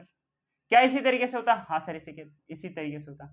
तो हम क्या करते sir, x2 vector minus x1 vector, इसके साथ में हम आई कैप लगा देते हैं, प्लस में y2 vector minus y1 vector, इसके साथ में हम जे कैप लगा देते हैं, प्लस में z2 vector minus z1 vector, इसके साथ में हम के कैप लगा देते हैं। इसी तरीके से पोजीशन वेक्टर निकाला जाता है, इसी तरीके से पोजीशन वेक्टर निकाला जाता है। क्या आपको पोजीशन वेक्टर का खेल समझ में आया? हाँ सर आ गया। यहां पर हम क्या देख रहे हैं, यहां पर हम R21 वेक्टर देख रहे हैं, R21 वेक्टर देख रहे हैं, तो इसके लिए हमें क्या करना है सर, हमें ये वाला जो है ना तरीका, इसका यूज करना है। x1 माइनस x2, x1 कितना 0, x2 कितना सर 3, 0 माइनस 3 आई कैप, प्लस में 0 माइनस, अब हम y के अंदर बात कर रहे हैं, y के अंदर y1 कितना सर 0, y2 कितना 4, 0 माइनस 4 जे कैप, प्लस में अब हम z में बात कर रहे हैं, 0 है हमारे पास z1 और z2 क्या है 5 है, 0 माइनस 5 के कैप, यानी कि अपने पास आएगा माइनस 3 आई कैप माइनस 4 जे कैप माइनस 5 के कैप। ये अपने पास क्या आ जाता है सर, पोजीशन वेक्टर आ जाता है। ये क्या आ जाता है, पोजीशन वेक्टर आ जाता है। अब एक काम करता हूं, मैं इस स्पेस को खाली कर देता हूं, क्योंकि हमने निकाली है sir position vector. Position vector हमने क्या निकाला है सर, R21 वेक्टर हमने निकाल लिया, R21 वेक्टर हमने निकाल लिया है। तो हम इसके अंदर पुट करते हैं। हम चलो एक काम करते हैं, ये न्यूमेरिकल वैल्यू में इनकी लिख लेते हैं कुछ ना कुछ। के की जगह हम क्या लिखते हैं, 9 × 10 की पावर 9 एयर के लिए। Q1 हमने मान लिया हमारे पास है 2 माइक्रोकूलम, 2 × 10 की पावर -6। Q2 भी हमने मान लिया हमारे पास है 2 माइक्रोकूलम, यानी कि 2 × 10 की पावर -6। ठीक है सर, मान लिया। भाई अपने पास अब देखो यहां पर हमें क्या लेना है सर, R21 का मोड लेना है। ये अपने पास एक वेक्टर आया है, ये अपने पास क्या है, एक वेक्टर। हम इसका मैग्नीट्यूड कैसे लेते हैं सर, मोड कैसे लेते हैं, R21 वेक्टर का अगर हमें मोड लेना हो तो सर, तो हम क्या करते हैं सर, इन सारे नंबर्स का स्क्वायर करते हैं। 3 का भी, 4 का भी और 5 का भी, सबका स्क्वायर करेंगे। 3 का स्क्वायर प्लस 4 का स्क्वायर, सबको साथ में क्या कर देंगे, ऐड कर देंगे। और इस पूरे का हम क्या कर लेंगे, सामूहिक अंडर रूट ले लेंगे। ठीक है, ग्रुप में। तो 3 का स्क्वायर सर 9, 4 का 16, 5 का 25, सबको ऐड करोगे तो क्या आएगा, अपने पास 50 आएगा। और इस पूरे का हमें क्या लेना था सर, अंडर रूट लेना था, यानी अंडर रूट 50 अपने पास आ जाएगा answer, under root 50, under root 50 आ जाएगा। अच्छा पहले इसको सोल्व करो आप, के Q1 Q2, ये अपने पास R21 का क्या है, स्क्वायर है, साथ में एक R21 का और मोड पड़ा है, यानी R21 का अपने पास ये क्या था, पूरा इसके मैग्नीट्यूड का क्यूब था और साथ में ये अपने पास R21 वेक्टर एक तो पड़ा ही था। अच्छा, ये वेक्टर में और ये मैग्नीट्यूड है, इसमें से किसी को काट मत देना, इस तरीके से करके काट मत देना, ठीक है। तो ये क्या है, R21 वेक्टर का क्यूब है, यानी ये जो √50 है इसका क्यूब हमें करना है। कर दिया? हाँ जी सर कर दिया। साथ में यहां पर हमें ये वेक्टर लिखना होता है, तो हम क्या करेंगे, -3 i cap -4 j cap -5 k cap. बस हमने कर दिया सर क्वेश्चन। अब इसको सोल्व कर लो, आपके पास आ जाएगा आंसर। इस पूरी न्यूमेरिकल वैल्यू को आप सोल्व कर सकते हो। इसको आप सोल्व करोगे तो आपके पास आएगा 50√50 आ जाएगा, ठीक है। साथ में आप इसके साथ में इसको सोल्व कर सकते हो, और ये जो नंबर है इसको ऐसे ही पड़ा रहने देना, -3 i cap -4 j cap -5 k cap. तो आपने क्या किया सर, कूलम लॉ के अंदर एक वेक्टर का भी क्वेश्चन कर लिया।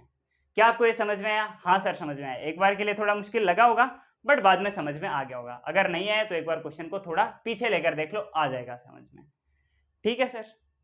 तो यहां पर हमने कूलम्स लॉ के क्वेश्चन भी देख लिए हैं, पढ़ाई भी कर लिया कूलम्स लॉ की।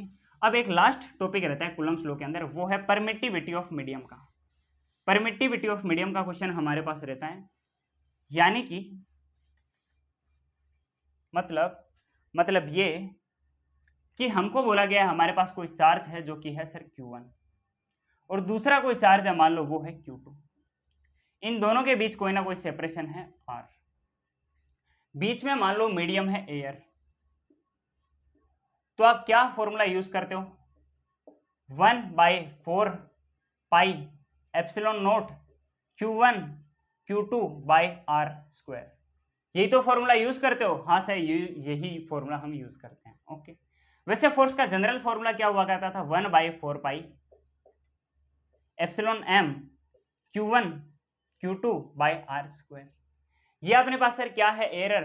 अपने पास एयर है तो एयर के लिए क्या हो जाता है general formula, 1/4 pi epsilon not Q1 Q2/R²।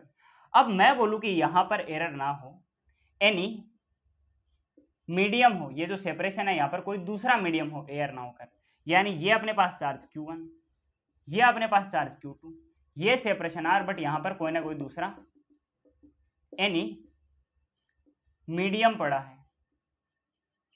तो ये फॉर्मूला ना लगकर ये फॉर्मूला लगता है, F = 1/4 पाई एप्सिलॉन नॉट नहीं एप्सिलॉन m Q1 Q2/R²। ये फॉर्मूला लगता है जब हमारे पास एयर मीडियम ना होकर कोई दूसरा ही मीडियम हो, ना दिया हो, तो हम लिखते हैं 1/4 pi epsilon m Q1 Q2/R²। क्या इतनी बात समझ में आई? हाँ जी सर इतनी बात समझ में आ गई। अब ये जो एप्सिलॉन m है इसका मैंने आपको एक फॉर्मूला बताया था, K एप्सिलॉन नॉट। K है डाइलेक्ट्रिक कांस्टेंट, एप्सिलॉन नॉट तो हमारे पास नॉर्मल परमिटिविटी ऑफ एयर होता है। ये जो अपने पास है एप्सिलॉन नॉट, इसकी वैल्यू होती है 8.85 into 10⁻⁻12 coulomb square by newton metre square. Coulomb square by newton metre square 8.85 into 10⁻12, इसकी मैंने आपको वैल्यू बता दी। ये देखो, ये इसके अंदर भी होता है, जो हमारे पास एयर के लिए जो फोर्स का फॉर्मूला है इसके अंदर भी होता है, और नॉर्मल है इसके अंदर तो हो गई F = 1/4 pi K epsilon not Q1 Q2/R²। क्या आपको इतनी बात समझ में आई? हाँ सर मेरे को इतनी बात समझ में आ गई।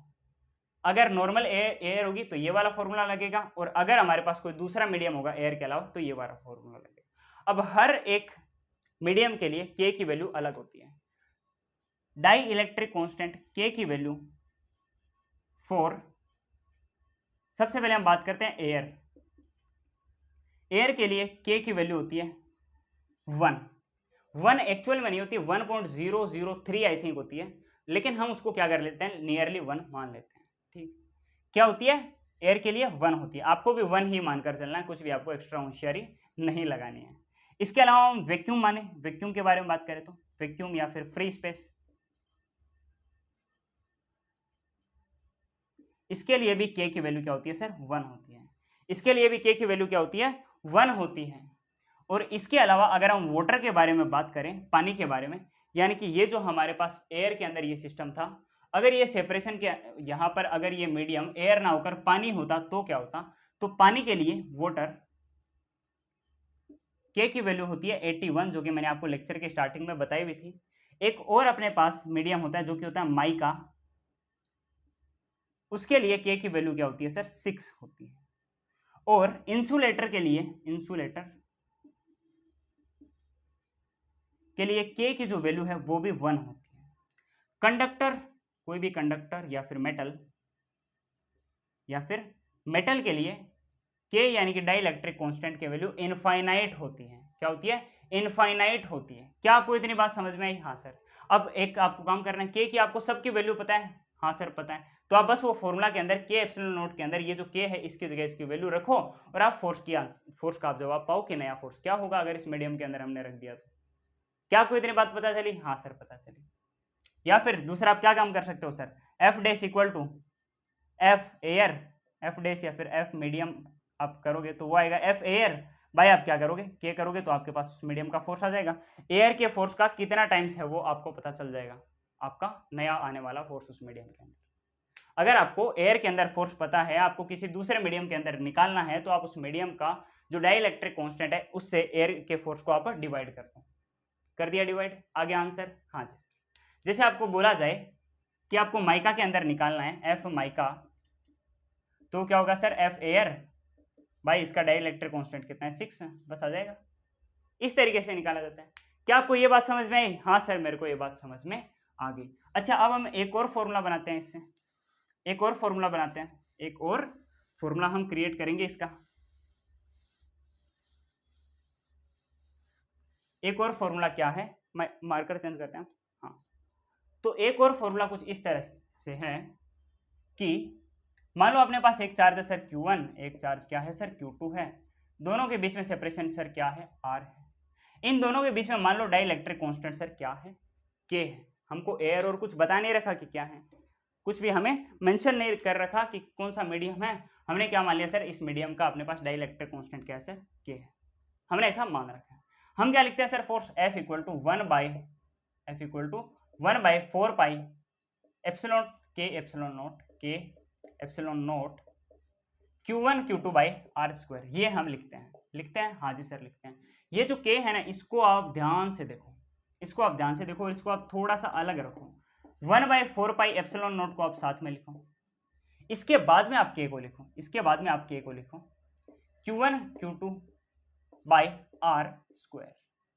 ये जो आपको K और R स्क्वायर दिख रहा है ना, इसको आप साथ में लो, ओके सर इसको ले लिया साथ में, और इसको आप कुछ इस तरीके से लिखो 1 by 4 pi epsilon not Q1 Q2 by under root KR का होल स्क्वायर। ये अंडर रूट सिर्फ और सिर्फ इस डाइलेक्ट्रिक कांस्टेंट K का है, R का नहीं है। इसको आप इस तरीके से लिखो। सर क्या हम ऐसे लिख सकते हैं? बिल्कुल लिख सकते हैं, क्योंकि जब आप इस अंडर रूट को सोल्व करोगे ना, तो आप देखो अंडर रूट K का स्क्वायर क्या होता है सर? K होता है, और R का स्क्वायर क्या होता है सर? R स्क्वायर होता है। ये देखो KR स्क्वायर ही तो आ गया। हाँ जी सर आ गया। तो आप इसको इस तरीके से लिख सकते हो कि अंडर रूट KR का होल स्क्वायर। लिख दिया सर। अब आप इस पूरे नंबर को बोल दो सर R इफेक्टिव बोल दो आप इसको। ठीक है सर बोल दिया। इससे क्या होगा? इससे अब आप नया फॉर्मूला देखो 1 बाई 4 पाई एप्सिलॉन नॉट, हाँ जी sir 1 by 4 pi epsilon not Q1 Q2 by R effective का स्क्वायर।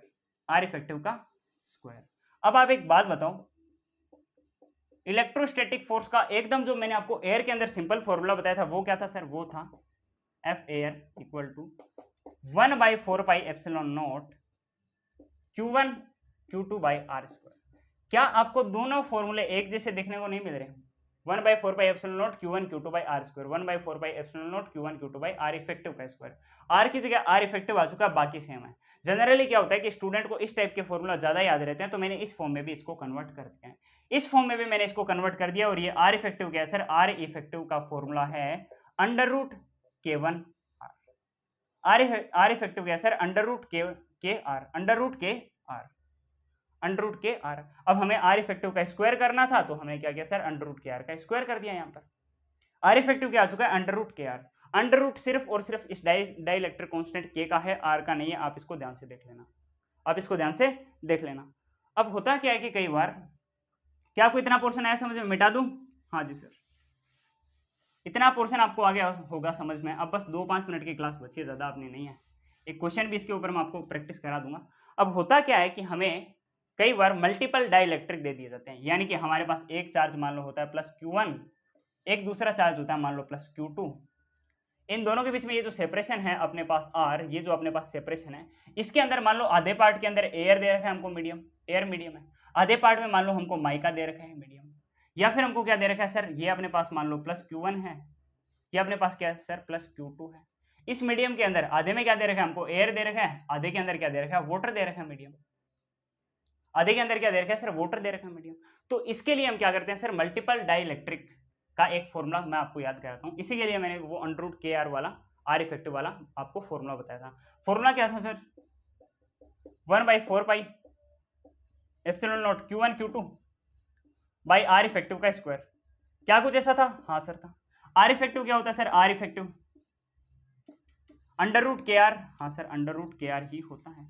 अंडर सिर्फ और सिर्फ K का है, R का नहीं है, मैंने आपको पहले बता दिया था। यही होता है फॉर्मूला, हाँ जी सर यही होता है। हमारे पास क्या है, मल्टीपल डाइइलेक्ट्रिक, एक है एयर एक है माइका। मान लो R1 डिस्टेंस तक अपने पास सर क्या है, एयर भरा हुआ है, और एयर का हमने डाइइलेक्ट्रिक कांस्टेंट क्या मान रखा है, K1 मान रखा है। R1 तक हो गया अपने पास क्या, एयर, और R2 डिस्टेंस तक सर क्या है, माइका है, और माइका का जो डाइइलेक्ट्रिक कांस्टेंट है वो मान लो क्या है सर, K2 है। माइका का क्या है सर, K2 है। तो इसके लिए हम R इफेक्टिव कुछ इस तरीके से लिखते हैं, √K1 R1, √K1, under root के अंदर ये इसका डाइइलेक्ट्रिक कांस्टेंट लिख दिया K1, और इसकी जो डिस्टेंस अपने पास वो हमने लिख दी R1, प्लस पूरी डिस्टेंस मिलाकर बनती है ना, तो ये डिस्टेंस के साथ में हमें ये ऐड करनी होती है, √K2, यानी कि ये जो हमारे पास माइका है इसका डाइइलेक्ट्रिक कांस्टेंट लिखा, साथ में इसका हमने ये सेपरेशन या फिर डिस्टेंस लिख दिया। बस ये आपके पास आर इफेक्टिव होता है। मल्टीपल डाइइलेक्ट्रिक अगर हमारे पास हो तो क्या होगा, √K1 R1 plus √K2 R2। ये आर इफेक्टिव आपको बस इस फॉर्मूला के अंदर रखना है, आपको इसके बीच का भी फोर्स पता चल जाएगा, इनका भी आपको फोर्स पता चल जाएगा कि डाइइलेक्ट्रिक की वजह से क्या चेंज हुआ है। या फिर यहाँ पर देख लो, एयर वाटर हमारे पास है, मान लो हमें दे रखा है कि वाटर का जो डाइइलेक्ट्रिक कांस्टेंट है वो 81 है, एयर का क्या है सर 1 है, एयर का 1 है, वाटर का क्या है सर 81 है।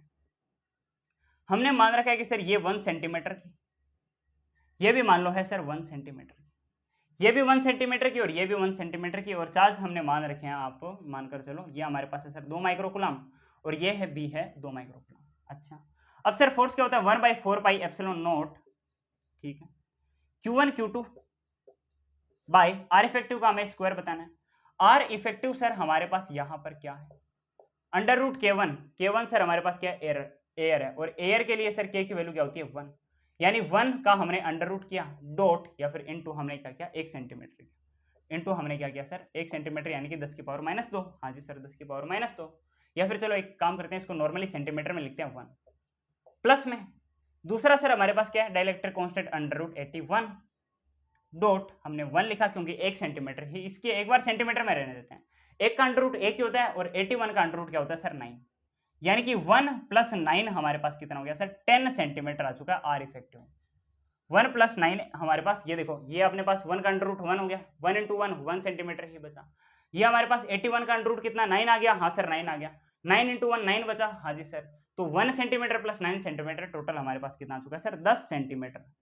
और 1 सेंटीमीटर को जब आप मीटर में चेंज करते हो तो इंटू 10 की पावर -2 लगता है, और इसका आप जब स्क्वायर करोगे 10 × 10 की पावर -2 होता है सर 10 की पावर -1 बचता है। जब आप इसका स्क्वायर करोगे तो आपके पास बचेगा 1/4 पाई एप्सिलॉन नॉट, चलो आप इसकी नॉर्मल वैल्यू लिख दो, 1/4 पाई एप्सिलॉन नॉट क्या होता है सर हमारे पास, क्या होता है के ही तो होता है, जो कि 9 × 10 की पावर 9 होता है, हाँ जी सर 9 × 10 की पावर 9 होता है, तो 9 × 10 की पावर 9 हमने रखा। चार्ज हमारे पास क्या थे सर, चार्ज एक तो था 2 माइक्रोकूलम, 2 × 10 की पावर -6, दूसरा चार्ज भी 2 × 10 की पावर -6 बाय ये हमारे पास सर क्या है 10 की पावर -1 का हमने जब स्क्वायर किया तो ये हमारे पास क्या बन गया 10 की पावर -2।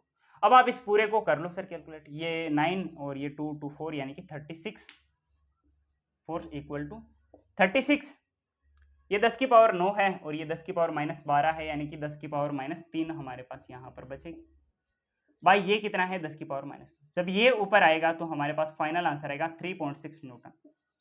क्या आपको ये बात समझ में आई? हाँ सर ये बात मेरे को समझ में, बस मैंने आपको डाइइलेक्ट्रिक का क्वेश्चन भी करा दिया। तो यहाँ पर अपना आज का ये लेक्चर फिनिश होता है, इलेक्ट्रिक चार्जेस एंड फील्ड्स का लेक्चर नंबर 2, जिसके अंदर आज हमने पढ़ा कूलम्ब्स लॉ। अब नेक्स्ट लेक्चर के अंदर हम प्रिंसिपल ऑफ सुपरपोजिशन पढ़ने वाले हैं, और होपफुली हम या तो उसी लेक्चर के अंदर हम क्या कर देंगे इक्विलिब्रियम ऑफ चार्जेस स्टार्ट कर देंगे, या फिर उससे नेक्स्ट लेक्चर के अंदर तो पक्का इक्विलिब्रियम भी स्टार्ट होने वाली है। पढ़ते रहो, ऑल द बेस्ट।